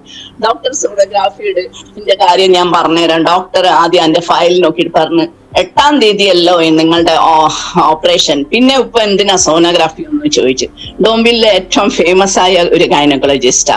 ആളുടെ അടുത്ത് തന്നെ എന്റെ 2 ഡെലിവറിയും കഴിഞ്ഞു. അപ്പൊ ആ ഡോക്ടർ ഇങ്ങനെ പറഞ്ഞു എന്തിനാ ഓപ്പറേഷൻ, എന്തിനാ സോണോഗ്രാഫി ഇപ്പൊ എടുക്കുന്നത്? അപ്പൊ ഞാൻ പറഞ്ഞു ഞാൻ ഇങ്ങനെ ഒരു പ്രേയറിന് പോകുന്നുണ്ട് ഡോക്ടർ, യേശു കർത്താവോട് ആ ആൾക്കാർ പ്രാർത്ഥിക്കുന്നു, അവിടെ പല മിറാക്കിൾസ് ഒക്കെ നടന്നിട്ട് ഞാൻ കണ്ടിട്ടുണ്ട്. അവര് സാക്ഷ്യം ടെസ്റ്റ് മണി പറഞ്ഞിട്ട് എനിക്കൊരു വിശ്വാസമുണ്ട് ദൈവത്തിന്റെ ദയ എന്റെ മേല് വന്നാൽ ചിലപ്പം കർത്താവ് എനിക്കും സൗഖ്യം തരാൻ മതിയൊന്ന്. അയാൾ ഒരു മുഖത്ത് നോക്കി ഒരു ചിരി ചിരിച്ചാൻ ഇങ്ങനെയൊക്കെ സംഭവിക്കുന്നുണ്ടെങ്കിൽ എന്റെ ക്ലിനിക്കല്ല അടക്കേണ്ടി വരും. ഇങ്ങനെയൊക്കെ പറഞ്ഞു. ഞാനും ദൈവത്തിൽ വിശ്വസിക്കുന്ന ഒരു വ്യക്തി തന്നെയാ, എന്നാൽ ഇങ്ങനെയൊന്നും നടക്കത്തില്ല, നിങ്ങളെ വിദ്യാഭ്യാസമുള്ള ആളല്ല, ഇങ്ങനെയൊക്കെ എങ്ങനെ ചിന്തിക്കുന്നത്? ഒന്ന് ആ മുഴ ഒന്നും കൂടി വലിയതായിട്ട് കാണലുണ്ടാവും സോണോഗ്രാഫിയിൽ ഒന്ന്. ഞാൻ പറഞ്ഞു എന്നാലും ഡോക്ടർ നിങ്ങൾ സോണോഗ്രാഫി എടുക്കും. ഞാൻ നിർബന്ധിച്ചുകൊണ്ട് മാത്രം ഡോക്ടർ സോണോഗ്രാഫി എടുത്താന്ന്. കാരണം ഒരു മേജർ ഓപ്പറേഷൻ നടക്കുമ്പോ നമുക്കറിയാം എല്ലാ ടെസ്റ്റും റെഡിയായി കഴിഞ്ഞിരുന്നു. അങ്ങനെ ഡോക്ടർ ഞങ്ങൾ ഇഷ്ടമില്ലാതെ ആ സോണോഗ്രാഫി എടുക്കുക. സോണോഗ്രാഫിയിലെ കാര്യങ്ങൾ മനസ്സിലായിട്ടുണ്ടെങ്കിലും പുള്ളി എന്നോട് ഒരു അക്ഷരം വേണ്ടിയിട്ടില്ല. എന്നോട് പറഞ്ഞു നാളെ റിപ്പോർട്ട് എടുക്കാൻ പോകുന്നു. അപ്പൊ ഞാൻ ചിന്തിച്ച് ദൈവം അത്ഭുതം ചെയ്തിട്ടില്ല. ഞാൻ ചേച്ചീനെ ഫോൺ ചെയ്തിട്ട് രാഗിൻ ചേച്ചീനെ ഫോൺ ചെയ്തിട്ട് പറഞ്ഞു ചേച്ചി എനിക്ക് തോന്നുന്നു ദൈവം ഒന്നും അങ്ങനെയുള്ള മിറാക്കിൾ എന്റെ ലൈഫിൽ ചെയ്തിട്ടില്ല. പക്ഷെ എനിക്ക് അതിൽ ദുഃഖം ഇല്ല. കാരണം ഞാൻ ദൈവത്തെ, നിങ്ങളെല്ലാം എത്ര വർഷമായിട്ട് ദൈവത്തെ ആരാധിക്കുന്നത് സ്നേഹിക്കുന്നത് ഒക്കെ, ഞാൻ ഇന്ന് വന്നല്ലേ, എനിക്ക് അതിനുള്ള യോഗ്യത എവിടെയായി ഉള്ള ചേച്ചി. അതുകൊണ്ട് സാരമില്ല, ഞാൻ അതിൽ ദുഃഖിക്കുന്നില്ല. ഞാൻ എങ്കിലും ദൈവത്തെ ഫോളോ ചെയ്യും, നിങ്ങളുടെ കൂടെ ചർച്ചിൽ വരുമെന്ന് ഞാൻ പറഞ്ഞു. അങ്ങനെയായി പിറ്റേ ദിവസം ഞാൻ റിപ്പോർട്ട് ചെയ്തെടുക്കാൻ പോയരാ. ഡോക്ടർ എന്നെ ഓപ്പറേഷൻ തിയേറ്ററിൽ കയറ്റി. അപ്പൊ ഓപ്പറേഷൻ തിയേറ്ററിൽ ഉള്ളിൽ കൊണ്ടുപോയിട്ട് വേറൊരു ഡോക്ടറും കൂടി ഉണ്ടായിരുന്നു അവിടെ. 2 പേരും എന്നെ ഫിസിക്കലിയും സോണോഗ്രാഫിയും ഓണാക്കി അവര് നല്ല പോലെ എന്നെ ടെസ്റ്റ് ചെയ്ത് നോക്കി. എന്നിട്ട് അപ്പൊ ഞാൻ ഭയങ്കര ടെൻഷനായി പോയി. ഇതെന്താ ഇങ്ങനെ ഡോക്ടർ വീണ്ടും അന്നെ റിപ്പോർട്ട് എടുക്കാൻ വന്ന അന്നെ എന്തിനാ ഈ ഒരു വീണ്ടും ഇങ്ങനെ ടെസ്റ്റ് ഒക്കെ ചെയ്യുന്നെന്ന്. അത് കഴിഞ്ഞിട്ട് ഡോക്ടർ എന്നോട് പുറത്തിരിക്കാൻ പറഞ്ഞു. ഫുൾ പേഷ്യൻസ് പുറത്തുണ്ടായിരുന്നു ക്ലിനിക്കില്. വളരെ റഷ് ഉള്ള ഉണ്ടായിരുന്നു, തിരക്കുണ്ടായിരുന്നു. 15-20 മിനിറ്റ്സ് കഴിഞ്ഞിട്ട് ഒരു പേഷ്യന്റിനും ഉള്ളിൽ എടുക്കുന്നില്ല, ആൾക്കാർ ബഹളമായിരുന്നു പുറത്ത്. അത് കഴിഞ്ഞിട്ട് എന്നെ ഉള്ളിൽ വിളിച്ചിട്ട് ഡോക്ടർ എന്റെ മുഖത്തേക്ക് നോക്കുന്നില്ല, ആള് ഫയലിന്റെ പേജസ് ഇങ്ങനെ ടേൺ ചെയ്തോണ്ട് നിൽക്കുക. ഞാൻ ഭയങ്കര ക്യൂരിയോസിറ്റിയോടെ ചോദിച്ചു ഡോക്ടർ എന്ത് സംഭവിച്ചു, എന്റെ കൂടെ ഹസ്ബൻഡ് ഇല്ലെങ്കിൽ നിങ്ങൾക്ക് ഓപ്പൺ ആയിട്ട് എന്നോട് പറയാം എന്നാവുന്നു. അപ്പൊ ഡോക്ടർ പറഞ്ഞു നിങ്ങളുടെ operation cancel, it's a big miracle എന്ന് പറഞ്ഞു. ഓവറിയിൽ ഉണ്ടായ മുഴ അത് ഡിസപ്പിയർ ആയി, ഓപ്പറേഷൻ ഇല്ല എന്ന് പറഞ്ഞു. സത്യത്തിൽ പറഞ്ഞാൽ ഡോക്ടറിന് അത് പറയാൻ മടിയേനു. കാരണം സത്യം പറഞ്ഞാൽ ഡോക്ടറിന് അതിൽ മെഡിക്കലി ഒരു ആൻസർ ഇല്ല. ഡോക്ടർ അത് പറഞ്ഞു മെഡിക്കലി അതിനെ ഒരു ആൻസർ എനിക്ക് തരാനില്ല, ബട്ട് ഇറ്റ്സ് എ മിറാക്കിൾ ഒന്നും ആള് സമ്മതിച്ച് അറ്റ്ലീസ്റ്റ്. ഞാൻ അപ്പം പറഞ്ഞ ഡോക്ടർ മനുഷ്യന്റെ ബുദ്ധിക്ക് അപ്പുറമായിട്ടാ ദൈവത്തിന്റെ പ്രവൃത്തി, അതാ ഗോഡ് എന്ന് ഞാൻ പറയുന്നത്, അതാ ലിവിങ് ഗോഡ്. അവിടെ വെച്ച് ഞാൻ ആദ്യമായിട്ട് ഈ ഡോക്ടറോട് എന്നെ കർത്താവിനെ പറ്റി ഞാൻ മനസ്സിലാക്കി അത്ര ഞാൻ പറഞ്ഞു കൊടുത്ത അവിടെ നിന്ന്. അന്ന് ആ ക്ലിനിക്കിന് പുറത്തിറങ്ങുമ്പോ ഞാൻ എന്റെ ഹൃദയത്തിന്റെ ഉള്ളിൽ ഒരു തീരുമാനം എടുത്തിട്ടാണ് ഞാൻ ഇറങ്ങണം. കർത്താവ് എന്നെ പോലെ എത്ര പേരുണ്ടാവും ജീവനുള്ള ഒരു ദൈവം അവരെ സ്നേഹിക്കുന്ന അവർക്ക് അറിയാത്ത എത്ര പേരുണ്ടാവും. കർത്താവ് സ്നേഹിക്കുന്നുണ്ട്, പക്ഷെ അവര് അറിയുന്നില്ലല്ലോ. ഈ ഇരുട്ടിൽ കിടക്കുന്ന ഈ ജനത്തോട് തീർച്ചയായിട്ടും ഞാൻ പോയി യേശു കർത്താവിനെ പറ്റി ഞാൻ അവരോട് പറയുമെന്ന് ഒരു തീരുമാനം ഞാൻ എടുത്ത്. അതിന്റെ ശേഷം ഞാൻ പോകുന്ന സ്ഥലത്തെല്ലാം എന്റെ സാക്ഷ്യം പറയും, കർത്താവിനെ കുറിച്ച് പറയും, അങ്ങനെയൊക്കെ ഒരു സ്റ്റെപ്പ് എടുക്കാൻ തുടങ്ങി. ഇത് എന്റെ ജീവിതത്തിലെ ഫസ്റ്റ് ഡെലിവറൻസിനും ഒരു മെഡിസിനോ ഒരു ഓപ്പറേഷൻ ചെയ്യാതെയുള്ള ഒരു ഫസ്റ്റ് ഡെലിവറൻസിന്. ഈ ഒരു ഡെലിവറൻസിലൂടെ വളരെ സന്തോഷത്തോടെ ഞാൻ എവിടേക്കാ പോകുന്നത്, ഒരു ഡോക്ടറിന്റെ അടുത്ത് പല്ല് വേദനക്ക് പോയാലും ഞാൻ അവിടെ ഈ ഫയല് കൊണ്ടുപോയി അവർക്ക് കാണിച്ചു കൊടുക്കും. ഞാൻ ഡോക്ടറിന് കാണിക്കും, ജീസസ് ചെയ്ത മിറാക്കിളിനെ പറ്റി പറയും. അങ്ങനെ ഒരാളെ ഞാൻ വിടാറില്ല. എല്ലാരോടും ഞാൻ കർത്താവിനെ കുറിച്ച് പറയും, സുവിശേഷം പറയും ഒക്കെ ചെയ്ത് അങ്ങനെ ഞങ്ങളുടെ ഒരു ജീവിതം മുന്നോട്ട് നയിക്കുമ്പോ വലിയൊരു ടെസ്റ്റിംഗ് എന്റെ ലൈഫിൽ സെക്കൻഡ് ടൈം വന്നു. ആ ടെസ്റ്റിംഗ് പറഞ്ഞാൽ എനിക്ക് ഓൾ എ സഡൻ റൈറ്റ് സൈഡിൽ പിന്നെയും ഒരു പെയിൻ സ്റ്റാർട്ടായി. അത് സംബന്ധിച്ച് ഞാൻ വേറെ ഡോക്ടറിന്റെ അടുത്ത് പോയിരുന്നു. ആ ഡോക്ടറിനെ കാണിച്ചു തരാം. ഡോക്ടർ പറഞ്ഞു, നിങ്ങളുടെ റൈറ്റ് സൈഡിൽ ഇങ്ങനെ ഒരു മുഴ കാണുന്നുണ്ട്. അത് പക്ഷേ അപ്പൊ ഞാൻ ഡോക്ടറിനെ അവിടെ വെച്ചിട്ടും ഡോക്ടറിന് അതിന്റെ ആദ്യത്തെ റിപ്പോർട്ടും എല്ലാം കാണിച്ചിട്ട് ടെസ്റ്റ് മണി കാണിച്ചു, ഇങ്ങനെ ഡോക്ടർ എന്റെ ലൈഫിൽ ഒരു മിറാക്കിൾ ഹീലിംഗ് ഉണ്ടായിട്ടുണ്ടെന്ന്. അപ്പൊ ആ ഡോക്ടർ പറഞ്ഞ അതൊരു മിറാക്കിൾ ഹീലിംഗ് തന്നെയാണ്, ഹീൽഡ് ബൈ പ്രെയർ എന്ന് അയാൾ ആ റിപ്പോർട്ടിന്റെ ബാക്കിൽ എഴുതി കാണിച്ചു. അത് ഹീൽഡ്, ഡോക്ടർ എന്നെ സമ്മതി, അത് ഹീൽഡായി. ഇത് ഇപ്പം വേറെ ഒരു സ്ഥലത്താ വന്നിട്ടുള്ള. പക്ഷെ ഇത് കിഡ്നിയിലും ഇതിന്റെ റൂട്ട് പെനിട്രേറ്റ് ചെയ്ത് കഴിഞ്ഞിട്ടുണ്ടോ എന്ന് ഞങ്ങൾക്ക് ഡൗട്ട് ഉണ്ട്. ഇത് ഓവറിയിലല്ല, ആദ്യത്തെ നിങ്ങളുടെ ഓവറിയിലേനും, ഇത് ഓവറിക്ക് പുറത്ത് റൈറ്റ് സൈഡിലാണ്, ആദ്യം ലെഫ്റ്റ് സൈഡിലേനും. ഇത് റൈറ്റ് സൈഡിലുണ്ട്. അതൊരു കോംപ്ലിക്കേറ്റഡ് രീതിയിലുള്ള അതിന്റെ പൊസിഷൻ, അതിന്റെ റൂട്ട് കിഡ്നിയിൽ വരെ പെനിട്രേറ്റ് ചെയ്ത് കഴിഞ്ഞു എന്ന് ഞങ്ങൾക്കൊരു ഡൗട്ട് ഉണ്ട്. അതുകൊണ്ട് ഓപ്പറേഷൻ കുറച്ച് കോംപ്ലിക്കേറ്റഡ് ആവും എന്നൊക്കെ പറഞ്ഞു. നിങ്ങൾ പ്രാർത്ഥിക്കൊന്ന് പറഞ്ഞു. നിങ്ങൾക്ക് ദൈവം, അയാള് ഒരു ഹിന്ദു വ്യക്തിയെ, പക്ഷെ നല്ല ഭക്തിയുള്ള മനുഷ്യനാ ആ ഡോക്ടർ പറഞ്ഞ, നിങ്ങൾക്ക് ദൈവം ആദ്യം ഹീലിംഗ് തന്നല്ലോ, അതേപോലെ ദൈവത്തിന് പിന്നെയും ചെയ്യാൻ പറ്റുമല്ലോ, ഡോൺ വറി എന്ന് പറഞ്ഞ എന്നെ ആശ്വസിക്കുക ചെയ്ത. പക്ഷെ എന്റെ മനസ്സിന്റെ ഉള്ളിൽ ഭയങ്കര ദൈവത്തോട് ദേഷ്യവും ഇതൊക്കെ. കാരണം ഞാൻ ഈ കിട്ടിയ സൗഖ്യത്തെ പറ്റിയും ലോകം മൊത്തം പറയുന്നത് ഞാൻ ദൈവത്തോട് പറഞ്ഞ, കർത്താവേ ഇനി ഇതിനോടെ കഴിഞ്ഞ് ഇനി ഞാൻ ഒരു സാധാ വിശ്വാസിയായി മിണ്ടാതെ ഇരിക്കും, ഇനി ഒരു സാക്ഷ്യവും ഞാൻ പറയാൻ പോകുന്നില്ല ഒന്ന് പറഞ്ഞ് ദൈവത്തോട് പിണങ്ങി സത്യത്തിൽ ഇരുന്ന്.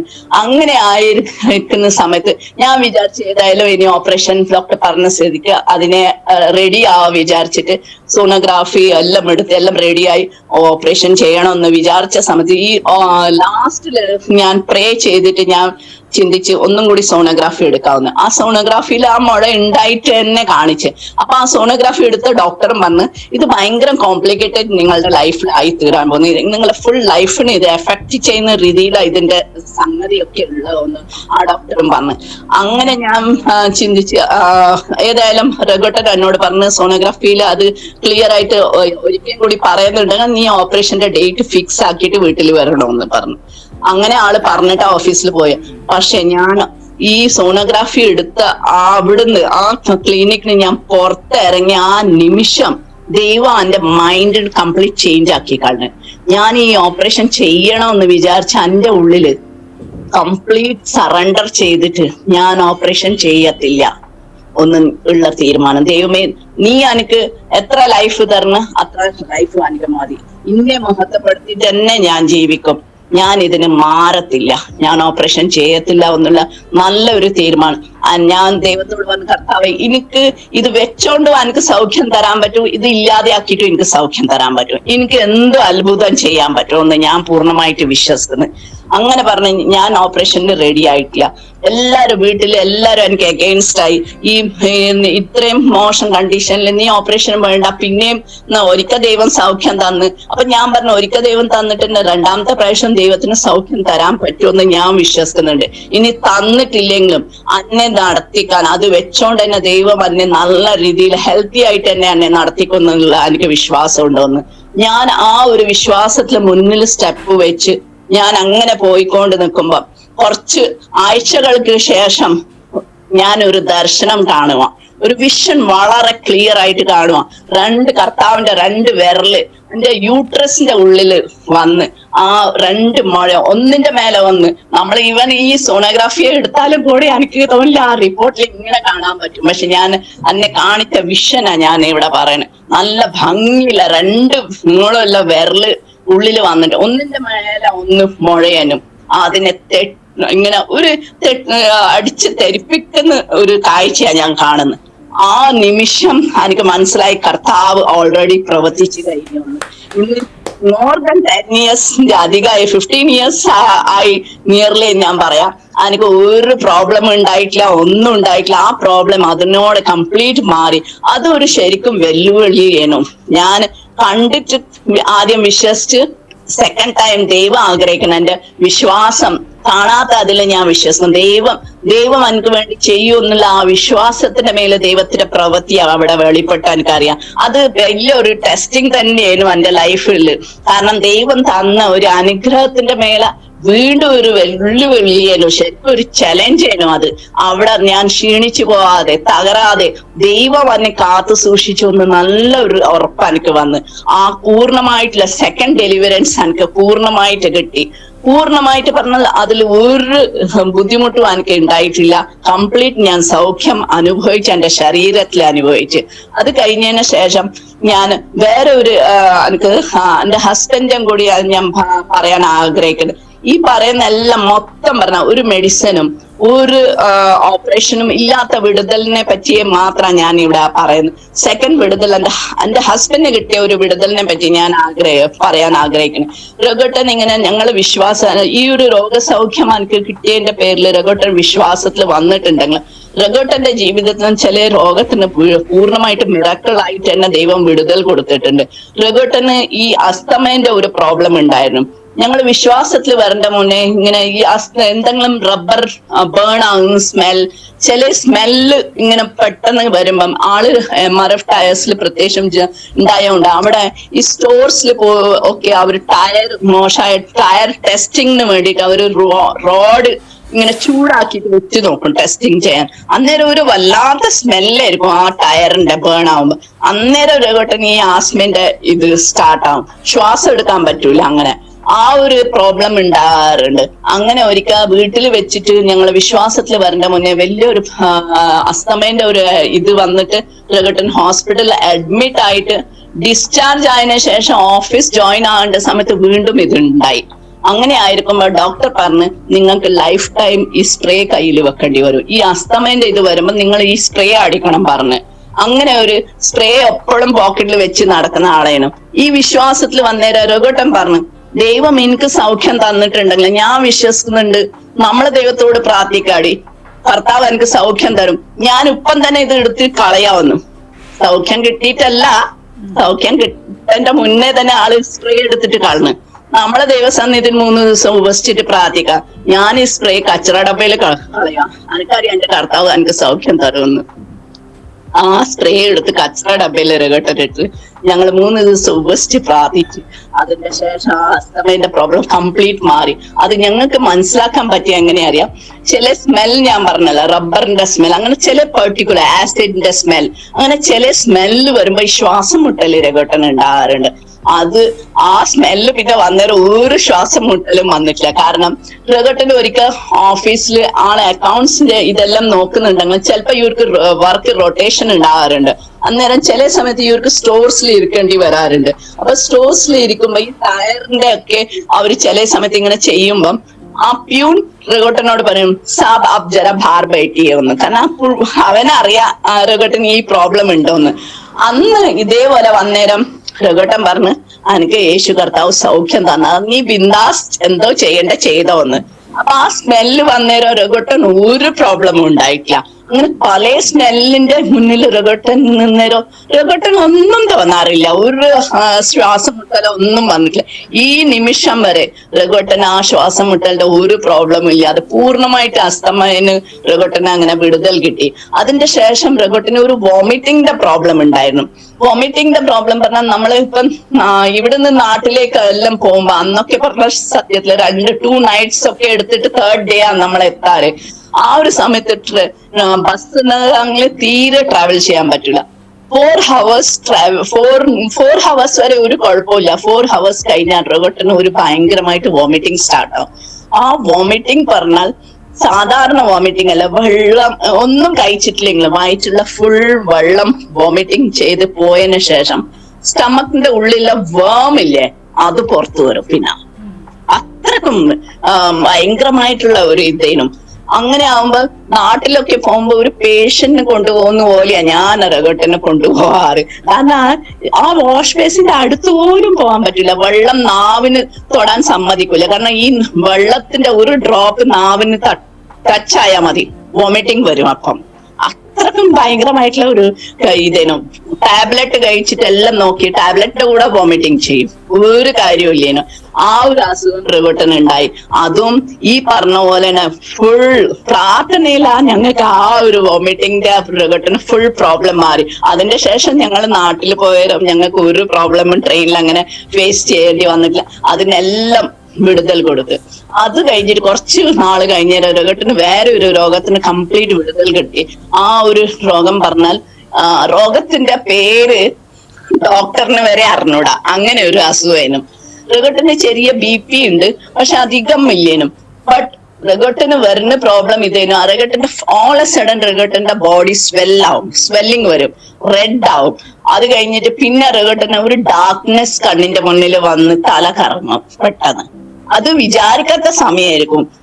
ഒന്ന് ആലോചിച്ച് നോക്കുക, ഈ ലോക്കൽ ട്രെയിനിലൊക്കെ ഡോംബിലിന് യാത്ര ചെയ്ത് ജോലിക്ക് പോകേണ്ട ആള് ചിലപ്പോൾ ട്രെയിൻ വരുന്ന സമയത്തായിരിക്കും അത് വരുന്നത്. പെട്ടെന്ന് എവിടെ നമുക്ക് പിടിക്കാൻ പറ്റില്ല, ആ രീതിയിൽ നമ്മൾ വിചാരിക്കാത്ത രീതിയിലായിരിക്കും പെട്ടെന്ന് തല കറക്കം വരുന്നത്. ഇരുട്ട് വന്ന് പിന്നെ തല കറക്കം വരും. അങ്ങനെ അപ്പൊ ഞങ്ങൾ MD ഡോക്ടറിനെ കാണിച്ചാൽ അവർക്കൊന്നും രോഗം എന്നാ മനസ്സിലാക്കാൻ പറ്റാത്തോണ്ട് ഒരു ന്യൂറോളജിസ്റ്റിന് കാണിക്കാൻ പറഞ്ഞു. അങ്ങനെ ഞങ്ങൾ ന്യൂറോളജിസ്റ്റിന് കാണിച്ചു തരാം. ഡോക്ടറും പല ടെസ്റ്റ് ഒക്കെ പറഞ്ഞിട്ട് റിപ്പോർട്ട് മൊത്തം ആളുടെ നോർമലാ, പക്ഷെ രോഗം എന്നാ ഒന്നും ആർക്കും മനസ്സിലാവില്ല. ഒരു വലിയ ബോംബെയിലെ ഏറ്റവും വലിയ ഒരു ന്യൂറോളജിസ്റ്റിനും. അങ്ങനെ ഞങ്ങള് ഡോക്ടറിനെ കാണിച്ചു. ഡോക്ടറിന് ഒന്നും മനസ്സിലാവില്ല. ലാസ്റ്റില് ഡോക്ടർ പറഞ്ഞ് നമ്മള് ഒരു MRI എടുക്കാം, ഏതായാലും അതിലും ഒന്നും കാണും തോന്നില്ല, എല്ലാം റിപ്പോർട്ട്സ് നോർമലാ. ഞാൻ മെഡിസിൻ ഒന്നും സ്റ്റാർട്ട് ആക്കിയില്ല, വെറും വിറ്റമിൻ ടാബ്ലറ്റ്സ് തരണമെന്ന്.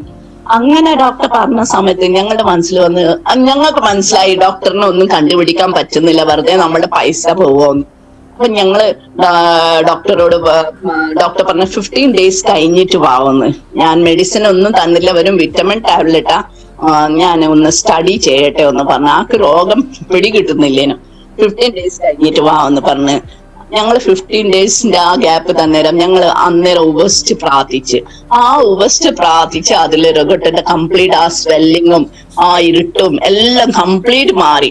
ഞങ്ങൾ ഇത് കംപ്ലീറ്റ് മാറിയിട്ട് ഡോക്ടറിന്റെ അടുത്ത് പോയേരം ഡോക്ടർ പറഞ്ഞു ഈ 15 daysന്റെ ഉള്ളില് എന്തെങ്കിലും പ്രോബ്ലം ആക്കുണ്ടായിനോ, ആ തലകറക്കം കൂടുവോ എന്തെങ്കിലും ഉണ്ടായിനോ എന്ന് ചോദിച്ചു. ഞങ്ങൾ പറഞ്ഞു ഒരിക്കൽ പോലും ആ തലകറക്കം വന്നിട്ടില്ല. അപ്പം ഡോക്ടർ ചോദിച്ചു നിങ്ങൾ അതിന്റെ അടുക്ക് വേറെ ഏതെങ്കിലും ഡോക്ടറിനെ കാണിച്ചിനോ എന്ന് ചോദിച്ചു. ഞാൻ പറഞ്ഞില്ല, ഞങ്ങൾ വേറെ ഒരു മെഡിസിനും കൊടുത്തില്ല, വേറെ ഒരു ഡോക്ടറിനും കാണിച്ചിട്ടില്ല, ഞങ്ങൾ പ്രാർത്ഥിച്ച് പ്രെയർ ചെയ്തു എന്ന് ഡോക്ടറോട് പറഞ്ഞു. ഡോക്ടർ പറഞ്ഞു അങ്ങനെ പ്രെയർ ചെയ്തിട്ട് മാറിയോന്ന്. ഞാൻ പറഞ്ഞു പ്രെയർ ചെയ്തിട്ടാ മാറിയ. കാരണം ഡോക്ടർ മെഡിസിൻ തന്ന അതിലെല്ലാം വിറ്റമിൻ മെഡിസിൻ അല്ലാതെ വേറെ ഒന്നുമല്ല. അപ്പൊ ഡോക്ടർ പറഞ്ഞു സത്യം പറഞ്ഞ എനിക്കും ആളുടെ രോഗം എന്നാ ഒന്ന് കണ്ടുപിടിക്കാൻ പറ്റിയിട്ടേ ഇല്ല, അതുകൂടെ ഞാൻ വിറ്റമിൻ ടാബ്ലറ്റ്സ് മാത്രം തന്നു. ഏതായാലും മാറി കിട്ടിയല്ലോ, നിങ്ങളുടെ ദൈവം ഗ്രേറ്റ് ആവെന്ന് പറഞ്ഞ് എന്നെ അങ്ങനെ വിട്ട്. ആ ഒരു രോഗസൗഖ്യം റഗട്ടിന് അങ്ങനെ കിട്ടി. അതിന്റെ ശേഷം ഞങ്ങളെ വിശ്വാസത്തിൽ അങ്ങനെ തന്നെ നല്ലപോലെ മുന്നോട്ട് പോകുന്ന സമയത്ത് കോവിഡിന്റെ സമയത്ത് എന്റെ മൂത്ത മോന്റെ കല്യാണമായിരുന്നു. ഞങ്ങൾ 3 പേർക്കും കോവിഡ് പോസിറ്റീവ് വന്ന്. അതും ഒരു വലിയൊരു സംഭവം തന്നെയായിരുന്നു. കാരണം മോന്റെ കല്യാണം 19th March 2021 ഉണ്ടായിരുന്നു. ഞങ്ങൾ കോവിഡ് പോസിറ്റീവ് ആയിട്ട് ഡിറ്റക്ട് ചെയ്ത് 28th February ഡിറ്റക്ട് ചെയ്ത് March 1 തൊട്ട് ഞങ്ങള് ക്വാറന്റൈൻ ഇരിക്കണമെന്ന് വിചാരിച്ചു വീട്ടിന്റെ ഉള്ളിൽ തന്നെ. പക്ഷെ മുനിസിപ്പാലിറ്റി അവർ എപ്പോഴും ഫോൺ ചെയ്ത് നമ്മളെ വീട്ടിൽ ക്വാറന്റൈൻ തരാൻ റെഡി അല്ലേനോ. എന്റെ കാരണം പറഞ്ഞാൽ ഞങ്ങൾ 2 പേർക്കും 50ക്ക് മേലെ ഏജ് ഉണ്ടായതുകൊണ്ട് അവർ പറഞ്ഞു നിങ്ങൾക്ക് ഹോം ക്വാറന്റൈൻ തരാൻ പറ്റത്തില്ല എന്ന്.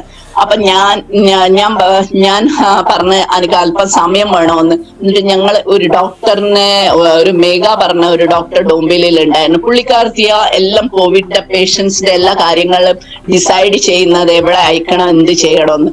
അവരെ ഞങ്ങൾ കോണ്ടാക്ട് ചെയ്തു. വളരെ നല്ലൊരു സ്ത്രീയേനും.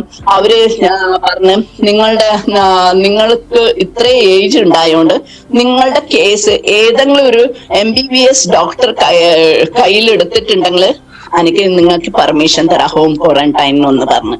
എന്റെ മൂത്ത മോന് കോവിഡ് ഇല്ലേനും. അവന് സെപ്പറേറ്റ് റൂമിൽ വേറെ സ്ഥലത്ത് ഞങ്ങളെ വെച്ചിരുന്നു. ഞങ്ങൾ 3 പേര് വീട്ടിന്റെ ഉള്ളിലുണ്ടായി. അപ്പൊ ഞങ്ങൾ ഒരു ഡോക്ടറോട് പറഞ്ഞേരം ആ ഡോക്ടർ, ഞങ്ങളുടെ ഫാമിലി ഡോക്ടർ പറഞ്ഞ MBBS അല്ല, BHMS ആ, നല്ല എക്സ്പീരിയൻസ് ഉള്ള ഡോക്ടറാ.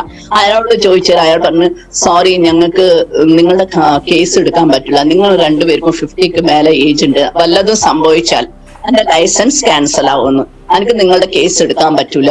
അപ്പൊ ഞങ്ങൾ ഭയങ്കര ടെൻഷനായി. എന്ത് ചെയ്യണം? ഏത് സമയത്തും ഈ മുനിസിപ്പൽ ആംബുലൻസ് അവര് ഫോൺ ചെയ്യുമ്പോൾ ആംബുലൻസ് അഭി നീച്ചെ ആയേഗാ, ആപ്കോ ഉഠാക്കെ ലേക്കെ ജായേഗാ, ഇങ്ങനെ നമ്മളെ പേടിപ്പിച്ചോണ്ട് നിൽക്കുന്നതിന് ഞങ്ങൾ ലാസ്റ്റില് ദൈവത്തോട് കൈയോർത്തി ദൈവത്തോട് പറഞ്ഞു, കർത്താവെ ഞങ്ങളെ സഹായിക്കാൻ ആരുമില്ല, നീ ഇറങ്ങി വന്ന് എന്തെങ്കിലും ഇതിൽ ചെയ്താൽ മാത്രമേ ഞങ്ങൾക്ക് ഹോം ക്വാറന്റൈൻ കിട്ടത്തുള്ളൂ എന്ന് അങ്ങനെ പ്രാർത്ഥിച്ചു തരാം. ഈ പറഞ്ഞ BHMS ഡോക്ടർ തന്നെ ഞങ്ങൾക്ക് ഇങ്ങോട്ട് ഫോൺ ഞങ്ങളോട് പറഞ്ഞ്, ഞാൻ നിങ്ങളുടെ കേസ് എടുക്കാമെന്ന് പറഞ്ഞു. അല്ല, എന്റെ അടുത്ത് ഞാൻ ട്രീറ്റ്മെന്റ് ചെയ്യാമെന്ന് പറഞ്ഞു. അങ്ങനെ അയാൾ മുന്നിൽ വന്നേരം അയാൾ എഴുതിയ പേപ്പേഴ്സ് ഇതൊക്കെ ഈ പറഞ്ഞ ഡോക്ടർ, മേഘ ഡോക്ടറിന് അയച്ച് അവര് എനിക്ക് അറിഞ്ഞൂടാ, ആക്ച്വലി ദൈവം മറച്ചു വെച്ചതാ എന്തോ ആളുടെ ക്വാളിഫിക്കേഷൻ എനിക്ക് അറിഞ്ഞൂടാ. കാരണം എന്നോട് പറഞ്ഞിരുന്നു MBBS ഡോക്ടർ ആണെങ്കിൽ മാത്രമേ ഞങ്ങൾ അത് എടുക്കത്തുള്ളൂ എന്ന്. പക്ഷെ ആള് BHMS ആയിട്ടും ഇത് അക്സെപ്റ്റ് ചെയ്ത ആ ഡോക്ടർ ദൈവം മറച്ചു വെച്ചിട്ടുണ്ടാവുമായിരിക്കും ആളുടെ ക്വാളിഫിക്കേഷൻ, ഞാൻ വിശ്വസിക്കുന്നു. അങ്ങനെ ആ കേസ് എടുത്ത് ഞങ്ങൾക്ക് ഹോം ക്വാറന്റൈൻ കിട്ടി. ഞങ്ങൾ മാർച്ച് 1 തൊട്ട് 15 മാർച്ച് വരെ ഞങ്ങൾ ഹോം ക്വാറന്റൈനേനും. ഒന്ന് ആലോചിച്ച് നോക്കും, മാർച്ച് 19 3 ദിവസം കഴിഞ്ഞാൽ ഞങ്ങളുടെ മോന്റെ മാരേജാ. ആകെ ഒരു ഷോപ്പിംഗും ചെയ്തിട്ടില്ല, ഒന്നുമില്ല. ഞങ്ങൾ ഉടനെ 15th കഴിഞ്ഞേരം, മാർച്ച് 15 കഴിഞ്ഞേരം, മാർച്ച് 19th കല്യാണം. അപ്പം മാർച്ച് 15 കഴിഞ്ഞേരം ഉടനെ ഞങ്ങൾ പുറത്തിറങ്ങി. അതിന്റെ ശേഷം കടയിൽ ഷോപ്പിംഗ് ചെയ്യാൻ പോയി. ഡോംബിലിയില് സത്യത്തിൽ പറഞ്ഞാൽ ഡോംബിലി സ്റ്റേഷന് ടുവേർഡ്സ് ഞങ്ങളുടെ അടുത്തേക്ക് വരുമ്പം റൈറ്റ് ഹാൻഡ് സൈഡാ മൊത്തം നമുക്കറിയാം ഈ കടകള്, ഈ കല്യാണ സാരികളും എല്ലാം റൈറ്റ് സൈഡാ ഉള്ളത്, ലെഫ്റ്റ് സൈഡില് അങ്ങനെ ഇല്ല അധികം. അപ്പൊ അന്ന് പറഞ്ഞാൽ നമുക്കറിയാം ആ ഒരു സമയത്ത് ചില കടകൾ റൈറ്റ് സൈഡിന്റെ കടകൾ മാത്രം തുറക്കുമ്പോൾ ലെഫ്റ്റ് സൈഡിന്റെ കട അടച്ചു വെക്കും അവര്. അങ്ങനെ പിന്നെ നെക്സ്റ്റ് ഡേ അവര് ലെഫ്റ്റ് സൈഡിന്റെ ആയിരിക്കും തുറക്കുന്നത്, അതിന്റെ ശേഷം റൈറ്റ്, അങ്ങനെയായിരിക്കും. അങ്ങനെയാ ഉണ്ടായ.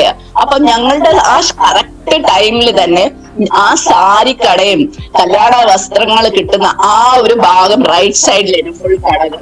ആ കടകൾ തുറക്കേണ്ട ടൈമേനും ആ സമയത്താ ഞങ്ങൾ കറക്റ്റ് പുറത്തിറങ്ങി. ഞങ്ങൾ അവിടെ പോയി ഞങ്ങൾ ഷോപ്പിംഗ് ചെയ്യുമ്പോൾ 4 മണിക്കൂർ ഞങ്ങൾ ആ കടയുടെ ഉള്ളിൽ ഉണ്ടായിരുന്നു. ഈ 4 മണിക്കൂർ ഒരു സിംഗിൾ കസ്റ്റമർ പോലും ഉള്ളിൽ വന്നിട്ടില്ല. ഞങ്ങൾ സുഖമായിട്ട് ഷോപ്പിംഗ് ചെയ്ത് പുറത്തിറങ്ങി എല്ലാ കാര്യങ്ങളും നല്ല രീതിയിലായി. അങ്ങനെ ആ മൂത്ത മോന്റെ മാരേജ് നടക്കാൻ ദൈവം ഒത്തിരിയും ആ കാര്യത്തിൽ ഒത്തിരിയും പ്രവർത്തിച്ചിട്ടുണ്ട്. ഞങ്ങള് നല്ല ഹെൽത്തി ആയിട്ട് വെച്ച്. ഈവൻ എന്റെ ഹസ്ബൻഡും മോനും കോവിഡ് പോസിറ്റീവ് ആയിരുന്നു, എനിക്കും കൂടി കോവിഡ് പോസിറ്റീവ് ആയിരുന്നു റിപ്പോർട്ട് അനുസരിച്ച്. പക്ഷെ എനിക്ക് അത്ഭുതം തോന്നിയ ഒരു കാര്യം പറഞ്ഞാൽ കോവിഡിന്റെ ഒരു സിംറ്റംസും അന്നിൽ കാണാനില്ലേനു. അതുകൊണ്ട് എനിക്ക് ആരോഗ്യം ഉണ്ടായിരുന്നു. അപ്പൊ ഞാൻ ഇതുവരെ ചിന്തിച്ചു പോയി, ചിലപ്പോ എന്റെ എന്തെങ്കിലും മിസ്റ്റേക്ക്, റിപ്പോർട്ടിൽ എന്തെങ്കിലും മിസ്റ്റേക്ക് ആയി പോയിട്ടുണ്ടാവുക, എനിക്ക് കോവിഡ് ഉണ്ടാവില്ലായിരിക്കും എന്ന് ഞാൻ ചിന്തിച്ച്. പക്ഷെ കോവിഡ് എനിക്ക് ഉണ്ടായോ എന്ന് ദൈവം പ്രൂവ് ചെയ്ത് എങ്ങനെയാ അറിയാം, പോസ്റ്റ് കോവിഡ് സിംറ്റംസ് മൊത്തം എന്റെ ബോഡിയിൽ പിന്നെ കാണാൻ തുടങ്ങി. ഫുൾ സിംറ്റംസ് എനിക്ക് ഉണ്ടായിരുന്നു. അങ്ങനെ എനിക്ക് മനസ്സിലായി ഞാൻ കോവിഡ് പോസിറ്റീവ് ആയിരുന്നു. പക്ഷെ ദൈവം എനിക്ക് ബലം തന്നുകൊണ്ട് മാത്രമേ എനിക്ക് എല്ലാ കാര്യങ്ങളും വീട്ടിൽ ചെയ്യാൻ പറ്റിയ. ഈ വിടുതലുകൾ എല്ലാം ദൈവം എനിക്ക് അത്ഭുതത്തോടെ തന്ന ഒരു വിടുതല. പിന്നെ ഒരു ചെറിയ കാര്യങ്ങൾ ഞാൻ ഇവിടെ പറയാൻ ആഗ്രഹിക്കുന്നു. ഞങ്ങൾ ചെയ്യുന്ന വർക്കിനെ പറ്റി ഞാൻ പറഞ്ഞല്ലോ, ഞാൻ രക്ഷിക്കപ്പെട്ട ആ സമയം തൊട്ട് ദൈവം എനിക്ക് തന്ന ഒരു പ്രേരണ അനുസരിച്ചിട്ടാണ് ഞാൻ ഈ ട്രാക്ട് ഡിസ്ട്രിബ്യൂഷൻ ചെയ്യാൻ തുടങ്ങിയത്. സുവിശേഷം പറയും ആണെന്ന ആൾക്കാരോട് ബിൽഡിങ്ങിലൊക്കെ ഞാൻ പോയി ട്രാക്ട് കൊടുക്കാറുണ്ട്.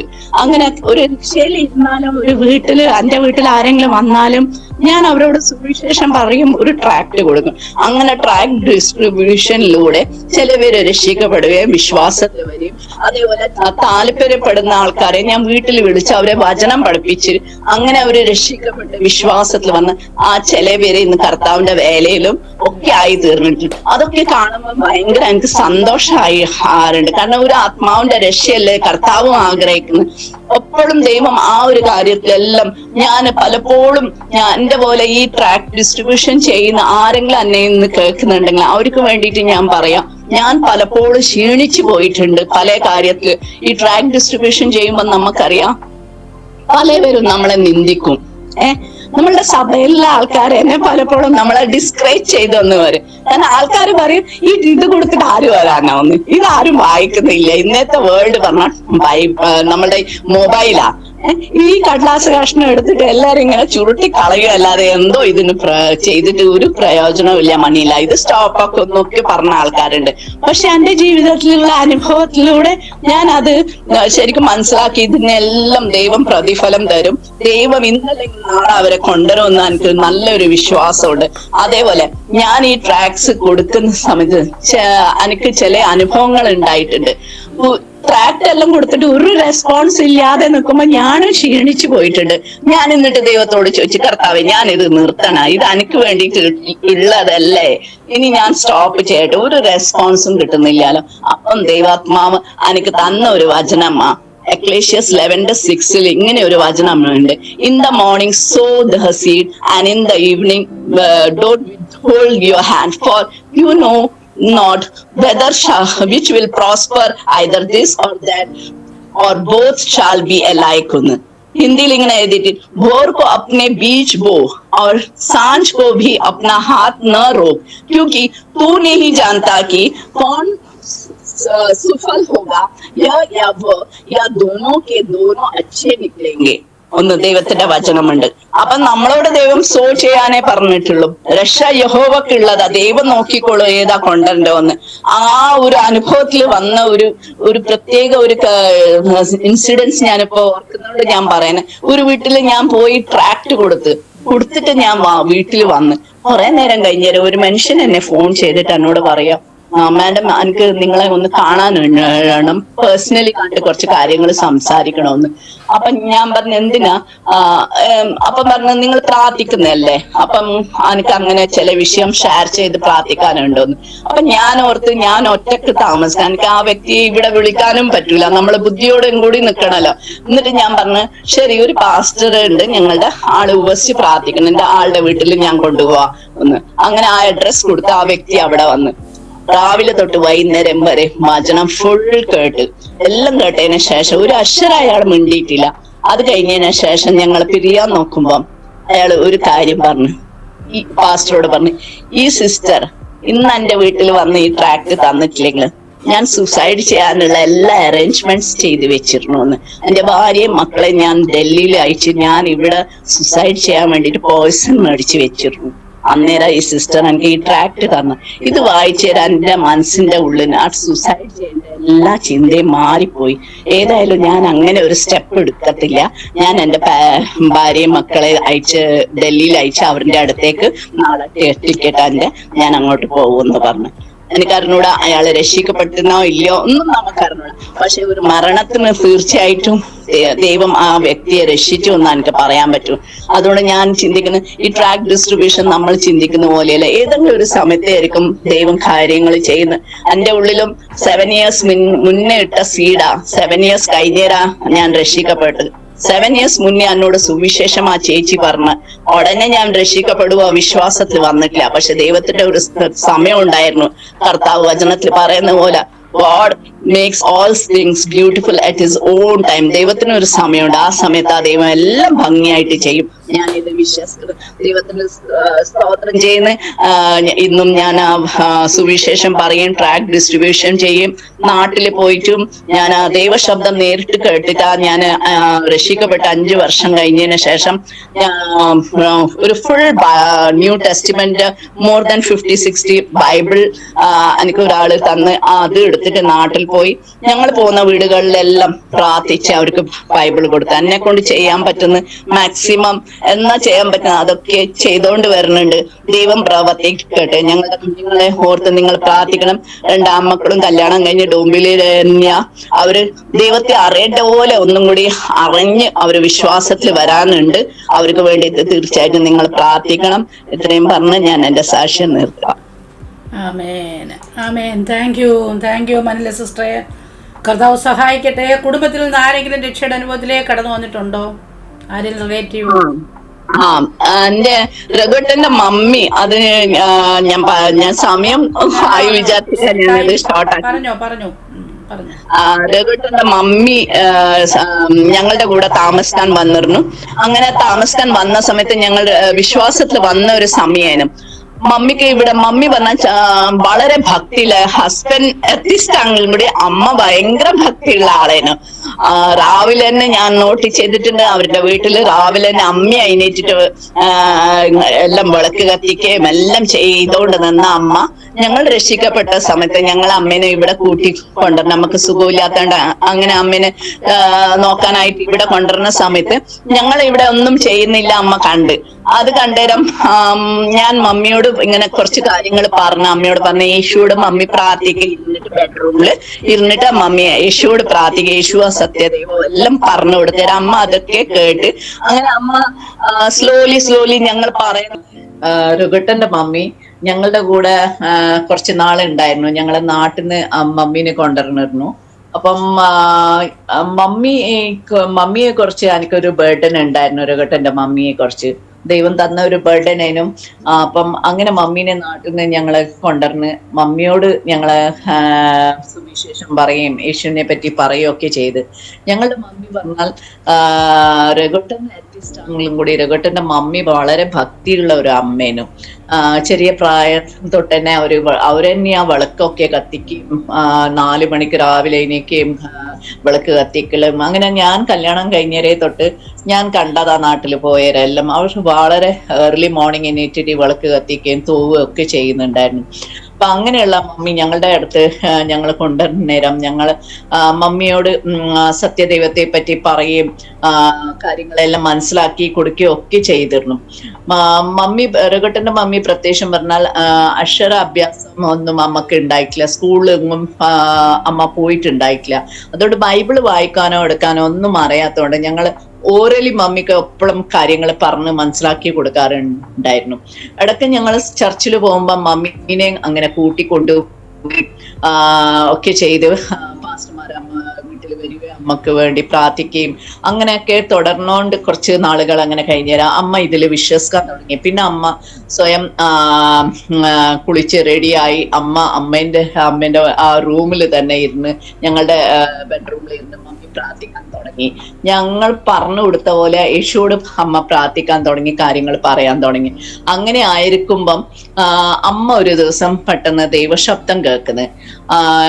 ആ ദൈവശബ്ദം ഐഷയുടെ 41:10 അതിൽ പറഞ്ഞ പോലെ ഭയപ്പെടണ്ട, ഞാൻ എന്റെ കൂടെ ഉണ്ട്. ആ വചന വെച്ച് മലയാളത്തിലാ അമ്മയോട് ദൈവാത്മാവ് സംസാരിച്ച പറഞ്ഞാൽ അമ്മക്ക് അറിഞ്ഞൂടാ ഈ വേഴ്സ് എന്നാവുന്നു. കാരണം മമ്മിക്ക് ഏതാനും വായിക്കാനും ഒന്നും അറിയാത്ത ഒരു മമ്മിയാ.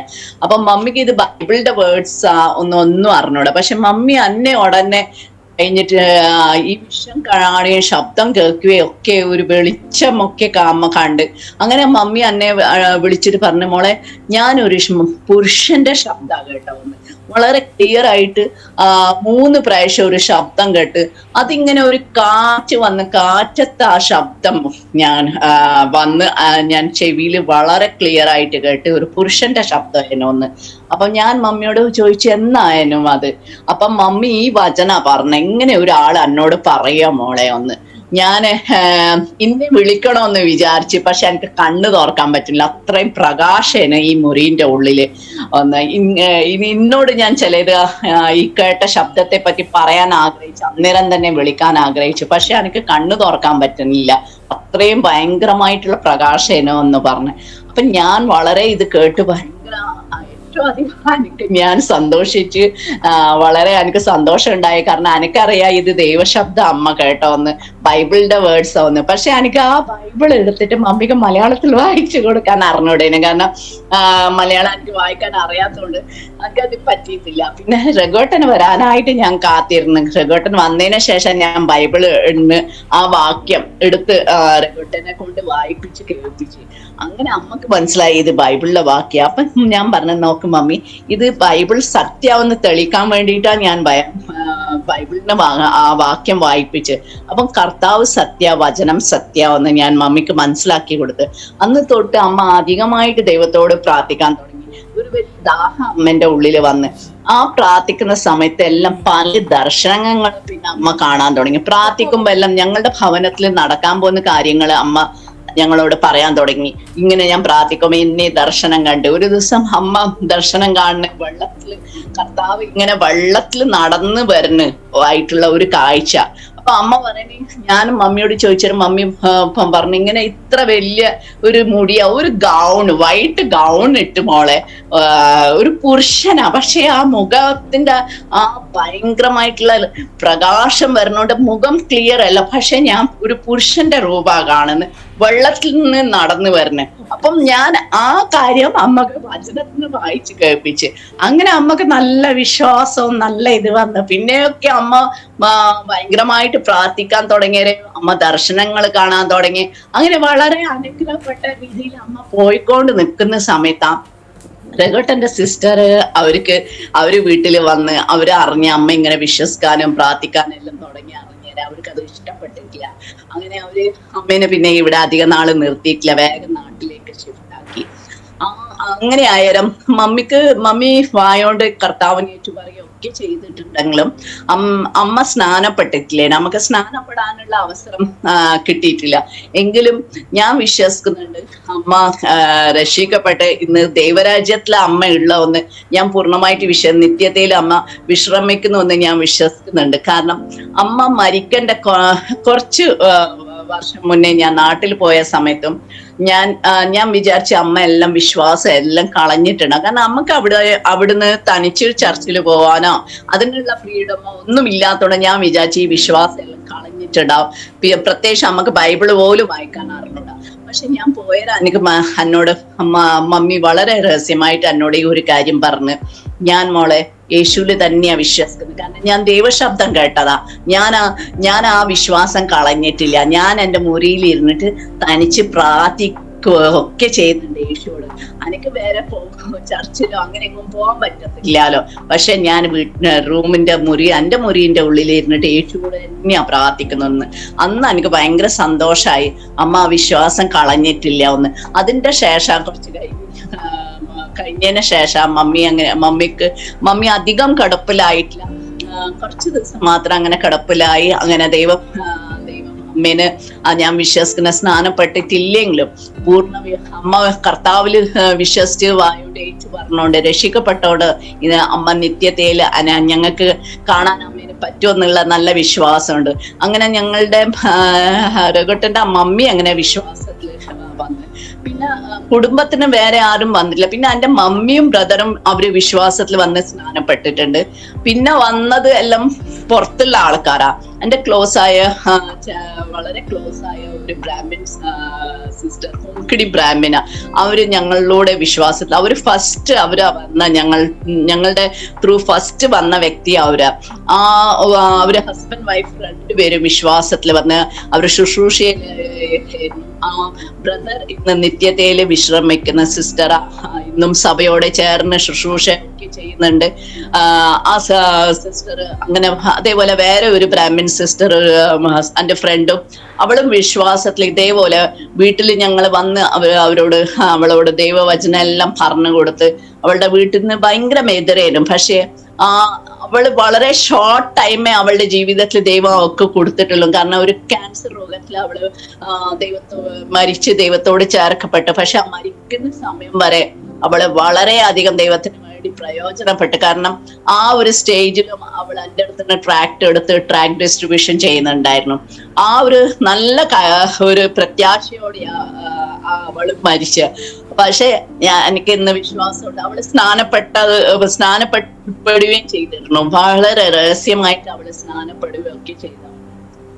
അങ്ങനെയുള്ള ചില പേരൊക്കെ വിശ്വാസത്തിൽ വന്നിട്ടുണ്ട്. പിന്നെ ഒരു ബ്രദർ വിശ്വാസത്തില് വന്ന ബ്രദർ പറഞ്ഞാൽ എൻ്റെ ഓൺ ബ്രദർ അല്ല, അല്ലാതെ ആത്മീയ ബ്രദറാ. അങ്ങനെ ഞങ്ങളുടെ സഭയിൽ വന്നേരം പരിചയപ്പെട്ട് ഹിന്ദിക്കാരന്. അങ്ങനെ ആ ബ്രദറോട് ഞങ്ങൾ ഇരുന്ന് ദൈവവചനം എല്ലാം പറഞ്ഞ് ആ ബ്രദർ ഇന്ന് ഒരു പാസ്റ്ററായിട്ട് ശുശ്രൂഷ ചെയ്യുന്ന ആളും വിശ്വാസത്തില് വന്ന് ദൈവമായിട്ടുള്ള നല്ല ബന്ധത്തില് ശുശ്രൂഷ ചെയ്തുകൊണ്ട് മുന്നോട്ട് പോകുന്നുണ്ട്. അങ്ങനെ ചില പേരൊക്കെ വിശ്വാസത്തിൽ വന്നിട്ടുണ്ട്. എൻ്റെ മോന്റെ ഒരു ടീച്ചർ വിശ്വാസത്തിൽ വന്നിട്ടുണ്ട്. അവരോടെല്ലാം ഈ പറഞ്ഞ പോലെ തന്നെ ട്രാക്ട് കൊടുത്തു, ബൈബിൾ കൊടുത്തു, അവര് ദൈവവചനം എനിക്ക് അറിയുന്ന പോലെ പറഞ്ഞു കൊടുത്തു. അങ്ങനെയൊക്കെ അവര് രക്ഷിക്കപ്പെട്ട് വിശ്വാസത്തിൽ വന്നതാ. ദൈവം ഒരു ഇന്നും എൻ്റെ മനസ്സിൽ ഒരു ആഗ്രഹം ഇതന്നെ ഉണ്ട്. ദൈവത്തെ അറിയാത്ത അനേകം പേര് ഞങ്ങൾ ട്രാക്റ്റും സുവിശേഷം ഒക്കെ പറയുമ്പോ അവരൊക്കെ വിശ്വാസത്തിൽ വരണമെന്നുള്ള വലിയ ആഗ്രഹത്തോടെ ഇന്നും പല പേർക്കോട് സുവിശേഷം പറയുകയും പ്രാർത്ഥിക്കുകയും ഒക്കെ ചെയ്യുന്നുണ്ട്.